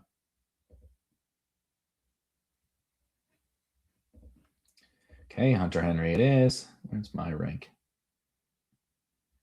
Okay, I'm not letting you sons of bitches get him from me. Ryan Flanoy, Hunter Henry, and Ryan Flanoy are round ahead of ADP. All right, on DK, that is 2,562 thus far through 15 rounds. Jamar Chase, Malik Neighbors, George Pickens, Cam Scattaboo, Jamison Williams, Parker Washington, Dak, of course, with Pickens, Dart, of course, with Neighbors and Scat, Kyle Monungai, Ja'Cory Krosky-Merritt, Jonathan Brooks, Kenyon Sadiq, Keaton Mitchell, Hunter Henry, Ryan Flanoy. That's a pretty good team. Henny says Corum and Monungai are his favorite starting running backs for zero RB builds. I like it. Is it zero RB if I don't make my first running back pick until pick 88? That it is. That it is. Jefferson, Bowers.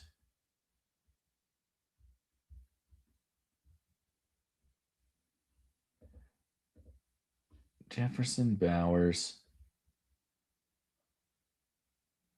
Let's do Garrett here. Little Garrett Wilson. Hello, Sam. Thank you for joining. Everybody, if you could hit the thumbs up while we're in a little bit of a wait and see on pick 41 on Drafters and coming all the way back to pick 16 on DraftKings. Yeah, if we can get my boy Malik, this will be a pretty sick mega Cowboys stack over here.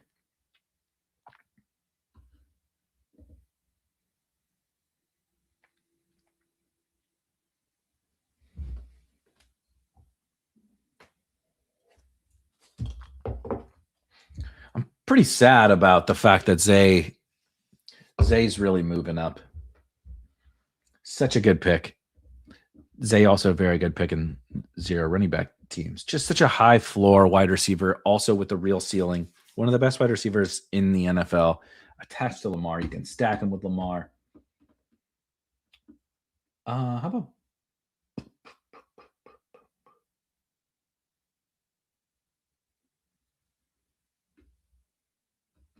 let's do Scattaboo again.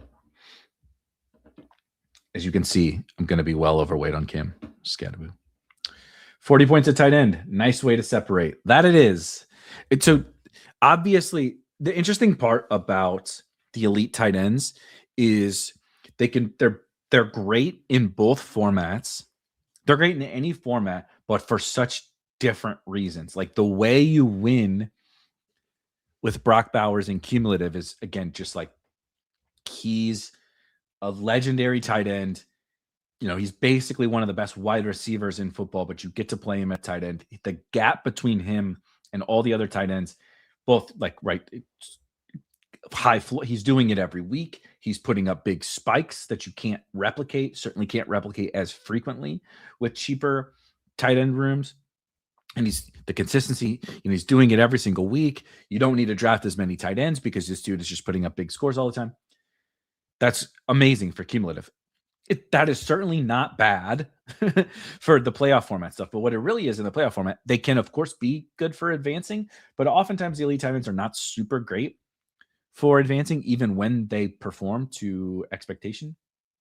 But they can, in theory, right? The bet, the thesis of the play is that when you get to the playoff rounds, they can do like what Trey McBride can. Now, I know Kyle Pitts did it too, but they can do like what Trey McBride did. And you're like, I mean, these other tight ends can't get to like 20 targets. What are we fucking talking about here? You know what I mean? Like catching 13 balls for 150 yards and 2 touchdowns. Like Brenton Strange and Hunter Henry are just not doing that.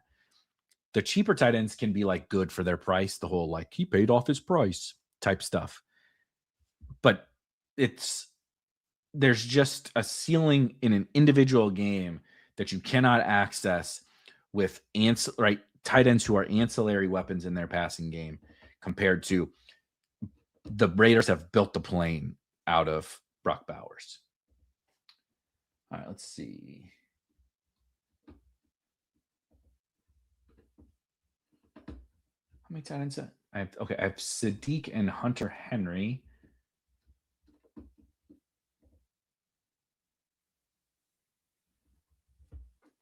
Here's one I like to do is toss Vidal onto the so that's 266. Okay. Toss Vidal onto the Keaton teams, and then I'm gonna even toss Trey Harris onto here as well. Because of course I love me some Trey Harris. But right, you're not really buying the Chargers backfield, but we've discussed this a lot. Like what happens when Amari Hampton is not playing in a game?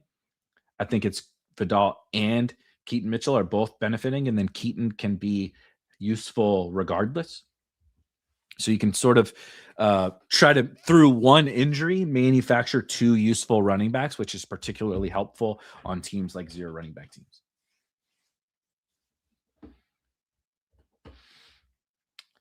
Dope Michael Jordan in the background. He says, yeah, we got the cigar picture. Wow.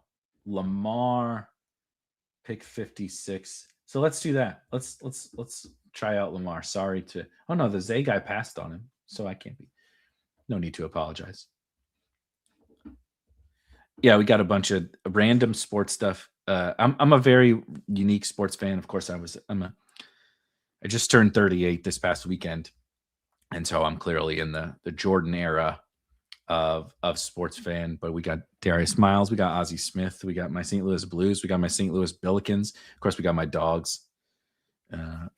Picture of my dogs.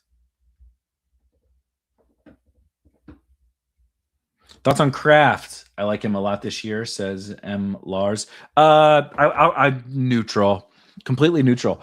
Last year, I took an absolute shit ton of Tucker Kraft. I feel vindicated in that take. One of the things I said last year is that if anyone outside of the top, couple tight ends were to reach the Kittle, McBride, etc. tier, I thought last year it would be Tucker Kraft. He didn't quite get to there, but I think he showed pretty goddamn well that he's one of the best tight ends in all of football. But obviously the injury is what's keeping me in check. I think he's priced sort of like, not that he didn't get hurt, but you know what I mean, like sort of priced.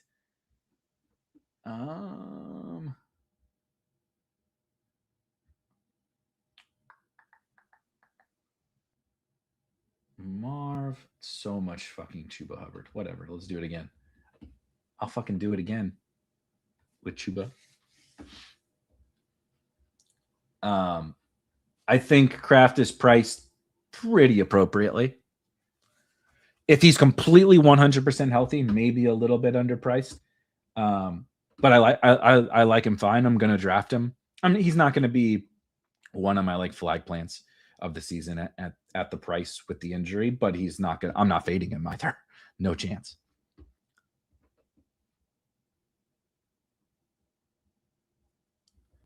What's funny is Lamar's not moving up. Zay is moving up after the schedule. Lamar's moving down. It's weird. No, I don't have a lot of motivation to debate the like how many tight ends and how many quarterback stuff. I understand it. They have a different methodology for how they recommend picks, and I have no issue with it. Okay. I wanted to wait. God damn it, it's so annoying when the DraftKings okay, we have to have Malik Davis on this team. That is for sure. How many running backs is that? 7. Okay, and then I need it. I'm gonna do Michael Mayer, and I need to refresh because it's fucking DraftKings. When you navigate away from the page, a lot of the times it hides your browser extensions, which is very, very frustrating. But we got Sadiq, Hunter Henry, Michael Mayer, and I have one more pick that's probably gonna be a wide receiver. I don't really like to take, but I'm a little bit more solid at wide receiver. It'll be either a wide receiver or a running back. Over here on DraftKings, we added, of course, the Malik Davis, Ryan Flanoy bets onto our DAC team. And we are back at the clock. Jalen Warren looks pretty fun here on a 0 running back team.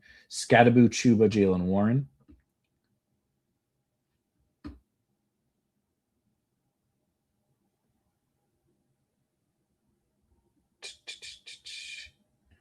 Actually quite light at wide receiver on a 0 running back team. How about that for something different?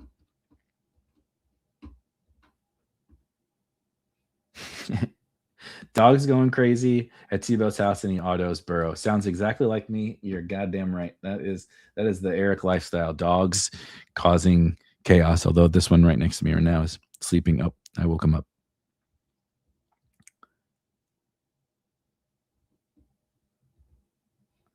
This is true. I like Fannin better than Kraft. I agree. Ozzie Smith in the backflip, 100%. Totally legendary. Well, I could buy the Steelers. I could buy the Steelers backfield, or just I really don't hate Sutton or Harvey. No, let's have some fun.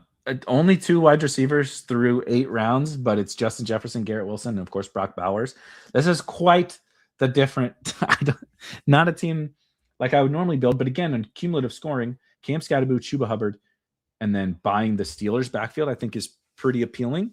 I have sort of a superhero wide receiver build, meaning Justin Jefferson and Garrett Wilson kind of have to carry the wide receiver room. I'm going to take a bunch of wide receivers. Have Lamar. I can take some of Lamar's. I can take Mark Andrews. I can take some of Lamar's cheaper wide receivers if I would like. But I'm actually like quite strong at running back for what you would think of as a 0 running back team, right? It's like sort of a hybrid build.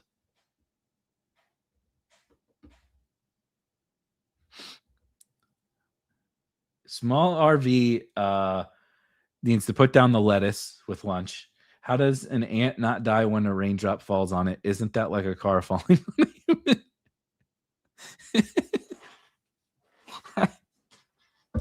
Oh, man. I love the stuff that comes up in these. We're just hanging out, talking about 0 running back teams and philosophizing. Is that how you say that? And theorizing on the great wonders of the world, like raindrops on ants. Rank your free agent running backs: Najee Harris, Joe Mixon, Austin Eckler. For fuck's sake. Anyone else, like literally anyone else. Joe Mixon is never going to play football again, so he has to be last. I guess Najee was already slow.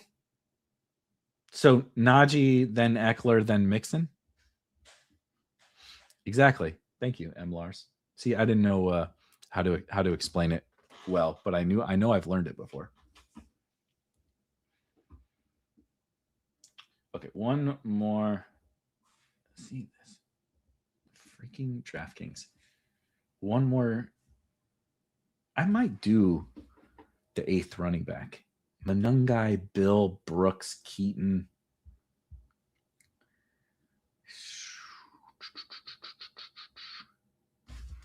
Could do Chris Brooks, Taj Brooks, LeQuint.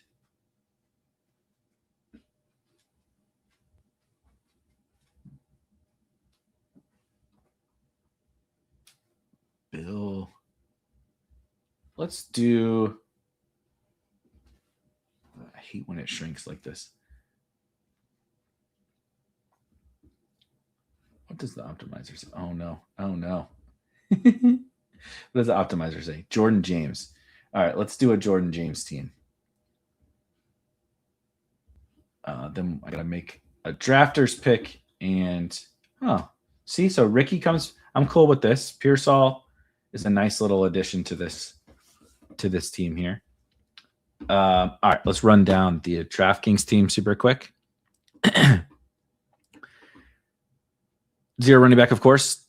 Gifted the 102 and 103 some Bijan Gibbs. We took Jamar Chase, Malik Neighbors, George Pickens, Cam Scadaboo as our sort of fake hero running back, right? This would be our Hawkeye build from last year. If you're unfamiliar, it's like a hero running back that's not so strong, not that great of a hero. One of the weakest heroes, dare I say, which is like Hawkeye in the Avengers. He's pretty weak. He's a fucking bow and arrow, right? It's not exactly the Hulk out there. Though Cam Scadaboo doesn't make a lot of sense for the Hawkeye thing. But anyway, Jameson Williams, Parker Washington, Dak Prescott, Jackson Dart, Kyle Monungai, Ja'Cory Crossy-Merritt, Jonathan Brooks, Kenyon Sadiq, Keaton Mitchell, Hunter Henry, Ryan Flanoy, Kamani Vidal, Trey Harris, Malik Davis, Michael Mayer, and Jordan James. All right, we're back up. I could do Kyler again. Let's wait. What's the wide receiver looking like over here? Kevin Concepcion looks like a pretty damn good bet on this team that needs some wide receiver juice, getting a first-round rookie, even though it's on the Browns, on a team that, he's wide receiver 4. I actually am pretty good at the other positions. I could use some upside at wide receiver. Feels pretty good there.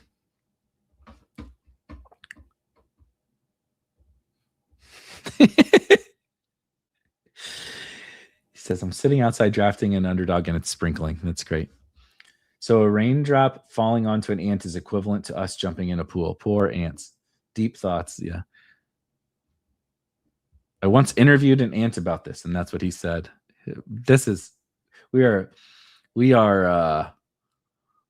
I think this means that we need some more stuff to come back in our lives from a football perspective. Like something better than Caleb Johnson is running with the ones needs to get back in our lives from a news perspective if we're having these deep thoughts about ants and raindrops during our best ball drafts. Yeah, EB Beimfohr. That's what I'm saying. That's what KC Concepcion is like me calling myself EB Beimfohr. I have people, most people in my life call me Beim. 90%, I would say, call me Beim. Another 5% will call me EB, or Beimfohr. And then just my mother, my sister, like my direct family calls me Erik. My wife. Everyone else calls me Beim, but there's a small subset of people who call me EB. And it would be like if I called myself EB Beimfohr. Like that's like DB Cooper, but EB Beimfohr, like that's not a thing. That's Erik Beimfohr. Right? That's what KC Concepcion is. Kevin Concepcion. And I'm doing it the rest. It is May 19th. Every time I say his name for the rest of the summer, where Kevin Concepcion is the plan.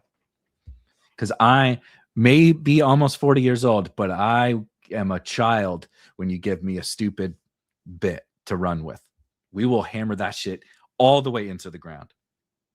Not like a raindrop falling on an ant, like a fucking foot stepping on top of a pile of ants. Which I don't leave those ants be. They didn't harm you. Don't step on those. Don't step on the bugs. They didn't do anything to you. They're just trying to live their life like you're trying to live theirs. But sometimes things do happen. I don't know how the fuck we just got down this rabbit hole. Like I said, we need some news. We really, really need some news. Shoot. Okay. What's the quarterback sitch looking like here? Because I know, Okay, C-Rod goes.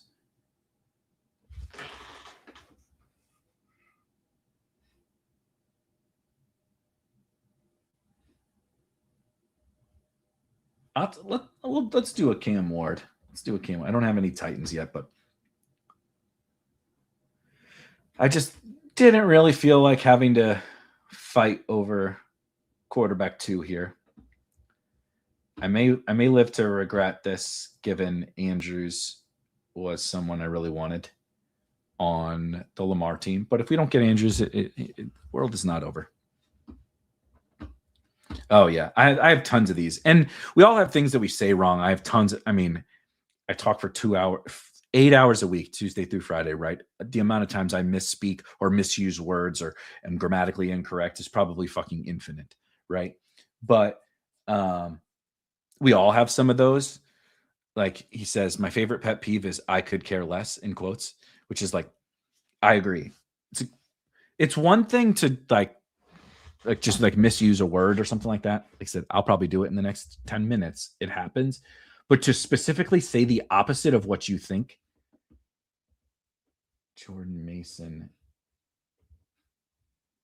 I think I'm just going to take this Jordan Mason value. So that's 12 picks. And this is one of the more bizarre zero running back teams I feel like I've built. Lamar and Ward at quarterback, Scadaboo, Chuba, Jalen Warren, Enrico Dowdle, Jordan Mason, Justin Jefferson, Garrett Wilson, Ricky Pearsall, Kevin Concepcion, and Brock Bowers. It's kind of freaking fun. It is weird. It is certainly weird, but it's also a pretty fun team. This is not the same thing as the care less, but it is one for me is when people type I'm biased, BIAS, when they mean I'm biased. People not knowing the difference between bias and biased. They're two different words, which they're related in meaning because it's based on the word bias, but biased versus bias, and people not knowing the difference between that one gets me. I'm trying to think. I'm sure that there's plenty of others. I'm sure. Yeah, your all that stuff is always very good. Kittle's price is crazy to me on every site, but it's especially mind-boggling on Drafters. Dude, I totally agree. Look, I'm rooting for George Kittle. He's one of my favorite players in the entire NFL. He is good for the game. He's been an absolute fucking smash in best ball for years now, where the fact that he would get banged up or the fact that he would have, he's been the epitome of what we call like better in best ball type player. Because now he recently has had a season, not last year, he recently has had a season where he was not a low floor, high ceiling type player where he just crushed it like every single week. But in general, for the majority of his career, it's been like, look, you got to suffer through some of the 2-point games to get the 40s. And he does the 40 thing a couple times a year. So like, just deal with the floor and hope that you get the appropriately timed nuclear George Kittle game. And then he's so good that sometimes when things shake out in a certain way, he's going to score fantasy points at a higher clip from a floor perspective than you would think. What's up with all you motherfuckers in the this is a Jalen Naylor ass team. For sure, Jalen Naylor team could use a little bit of just go run some routes, Jalen.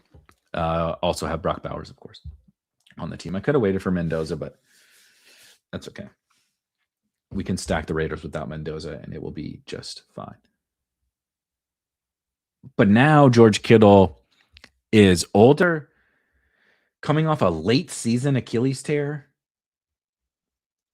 It feels like we're putting a whole lot of eggs in the John Lynch said he's hopeful he'll be ready for week 1 basket. That's crazy. And even if he's ready, is he George Kittle? Like, I haven't taken him yet. I haven't drafted him yet. I will be.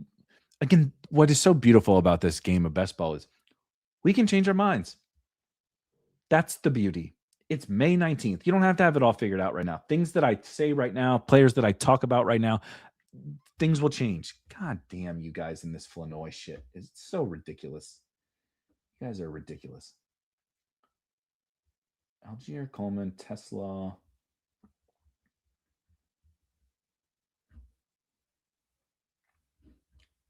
Yeah, we'll just take a boring ass Brenton Strange for tight end 2 and be done. And be done with it.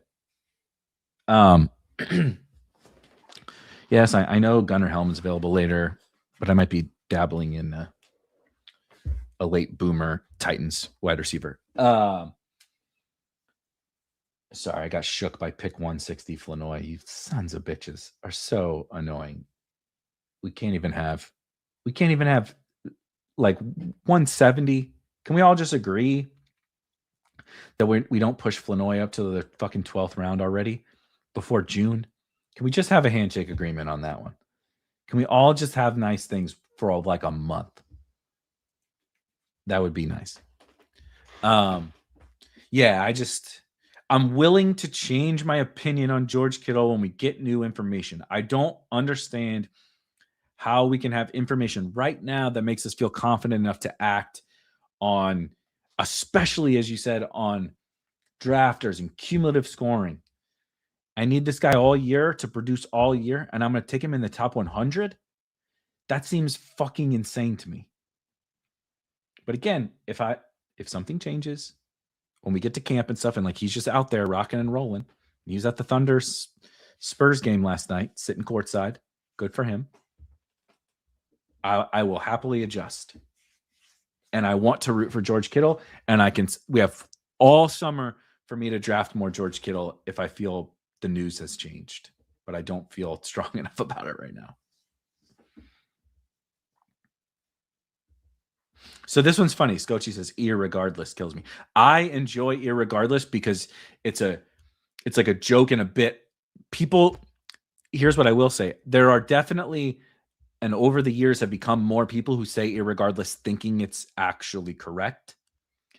But what irregardless started as many years ago when we were younger was a joke of people who understood it was wrong and were making it was satire. It was it was irony. We were making fun of this thing that we knew we were saying the word wrong, and that was the joke. The whole joke was we know we're saying it wrong.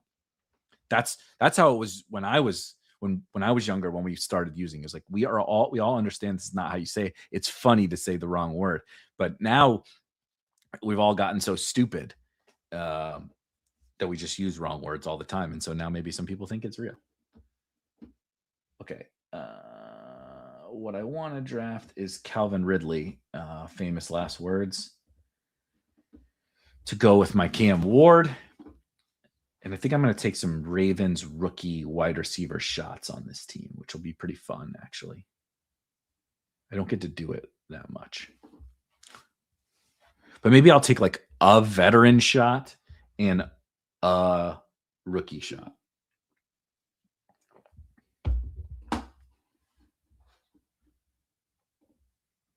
Speaking of news, I just see the 110 has Brissett and Geno Smith on the team. And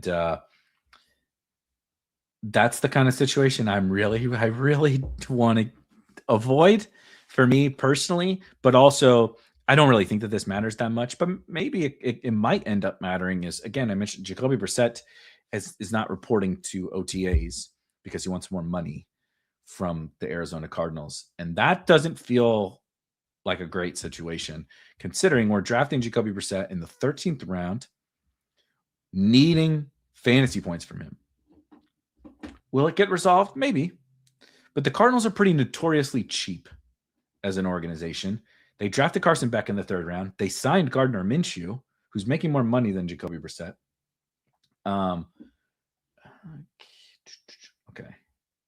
I said I want, let's do Ray again. I said I want some of these late Ravens wide receivers, so that means I need to probably just take the running backs that I want to close this out. I'm probably going to do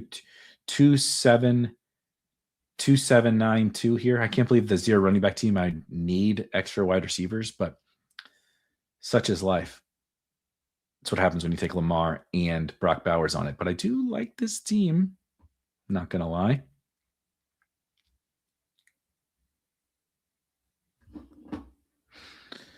No Tank Dell, says Cloudy Head. I have him in the rankings.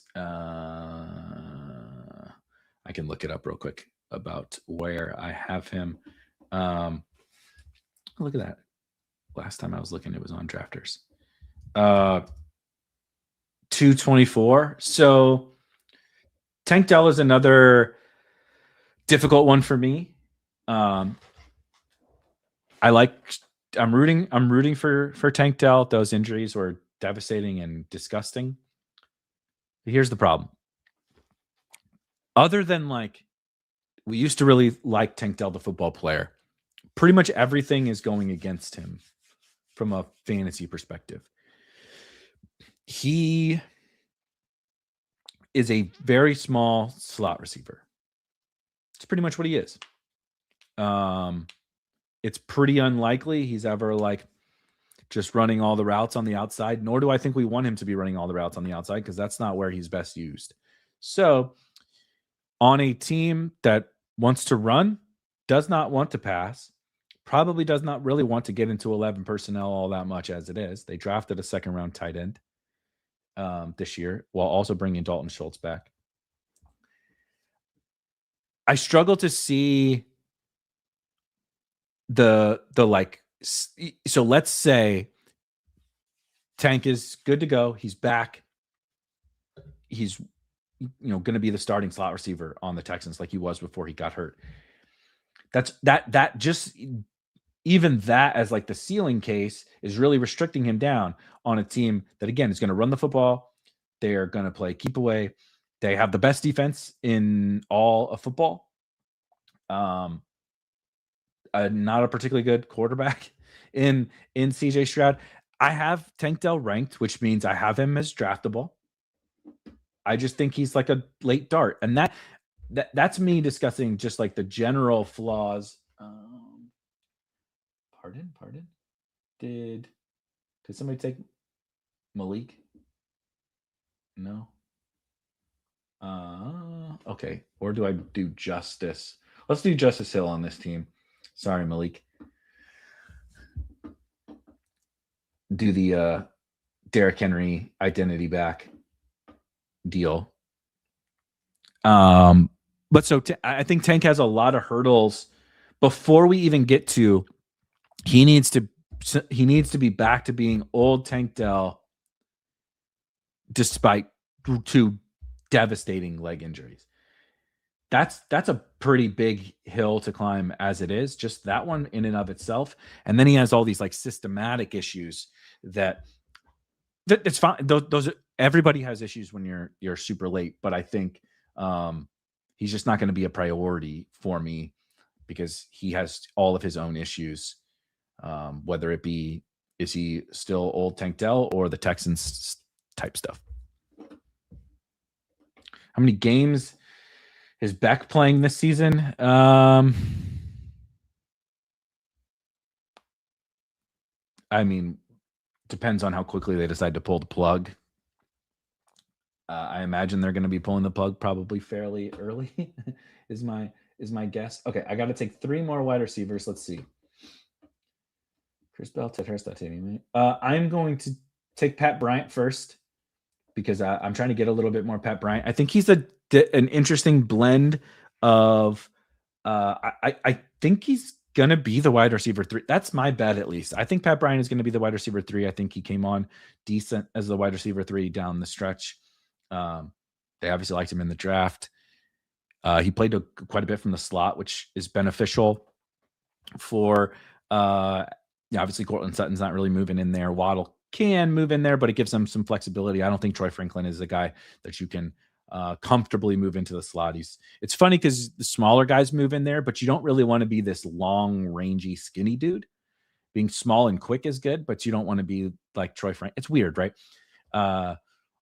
And so I think Pat Bryant has the potential to oh, wow, second-year breakout type stuff with Pat Bryant. And also just man, maybe he's going to run a bunch of routes. So he's kind of a pretty awesome late-round wide receiver pick. Also fits this team, I think, pretty well, especially because I'm going to be, so we took Ridley, we took Naylor, we took some boring route runners. Obviously, we have the couple of studs at the top. And then I'm going to take some more dartish throws, or at least one dartish throw on some cheap Ravens wide receivers to go with Lamar. I think this is fair. I haven't really been taking Franklin, but I understand not wanting to make a stand between those two guys is totally reasonable to me. Yeah, this is true. That's the crazy thing about Kittle's prices. Even if we get news that he's good to go, he'll rise because the market always just, if there's news, they rise. That's just what happens. But like, how much is he even really going to rise? I think he's sort of priced like he's gonna play. You know, he's certainly priced for some injury stuff. He was George Kittle.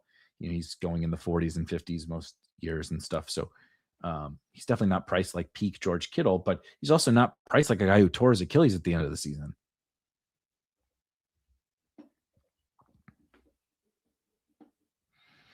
That's interesting. Clandestine says, I feel like drafting Kittle automatically requires a 3 tight end lineup, and in most cases that includes Tungus as a safety net. Yeah, I don't love Tungus, but I can't argue with that logic at all. Like, at all.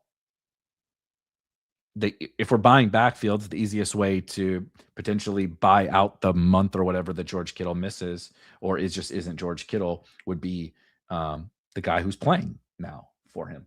Okay, my favorite my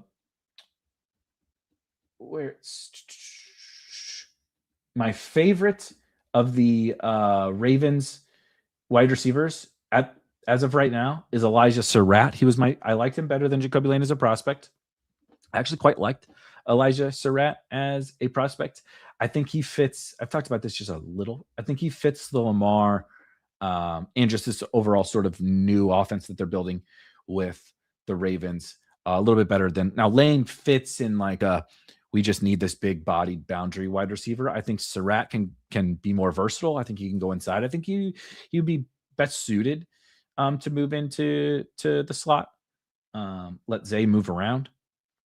Let Andrews, just be a fucking tight end. Be Mark Andrews, and then let Bateman, Lane, Tez Walker play the other spot. That's sort of my thesis. And I think if one guy breaks out and you're like, whoa, this guy's actually really good, I think it's Surratt. So I'm placing more of my chips there. I will also draft Jacoby Lane. And on this team, I'm also going to draft one of the other Ravens wide receivers, whether it be Bateman or Tez, depends on if anybody else takes those guys. But I actually it's another, like, if you could spend your 19th and 20th round pick and get the wide receiver 2, wide receiver 3, whatever on the Ravens every time, would you do it? Now, you're not guaranteeing that because there's 4 guys and there's still potential for a Stephon Diggs or a Keenan Allen or something like that to sign there. So that's certainly the risk. So I'm not going to do it quite as much just yet, but I am going to do it some. And on this team, I'm going to take Bateman as sort of like the let's take the dusty, kind of veteran guy that hopefully can, maybe catch a couple of touchdowns.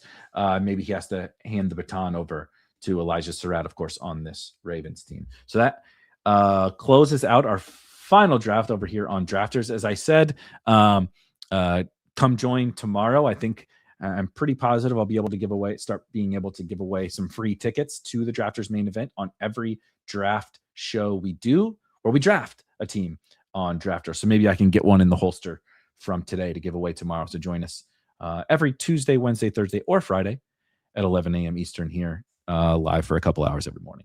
All right, Lamar Jackson and Cam Ward. It was 0 RB day here. Of course, go listen to the first 30 minutes or so where I kind of break down what my plan of attack is, why I'm doing it, how I'm handling it different on each site, etc.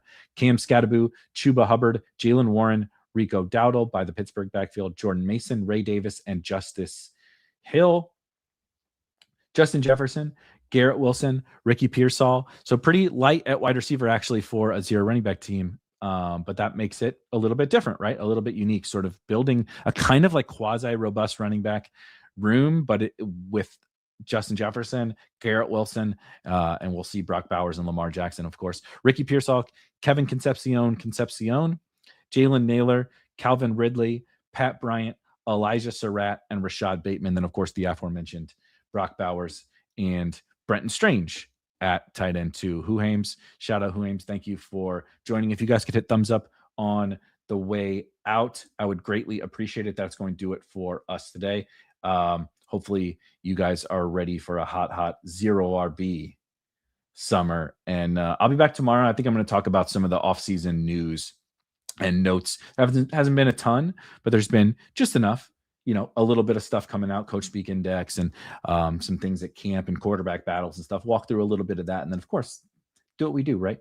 Draft some best ball teams. So I'll see you guys tomorrow at 11 a.m. Peace.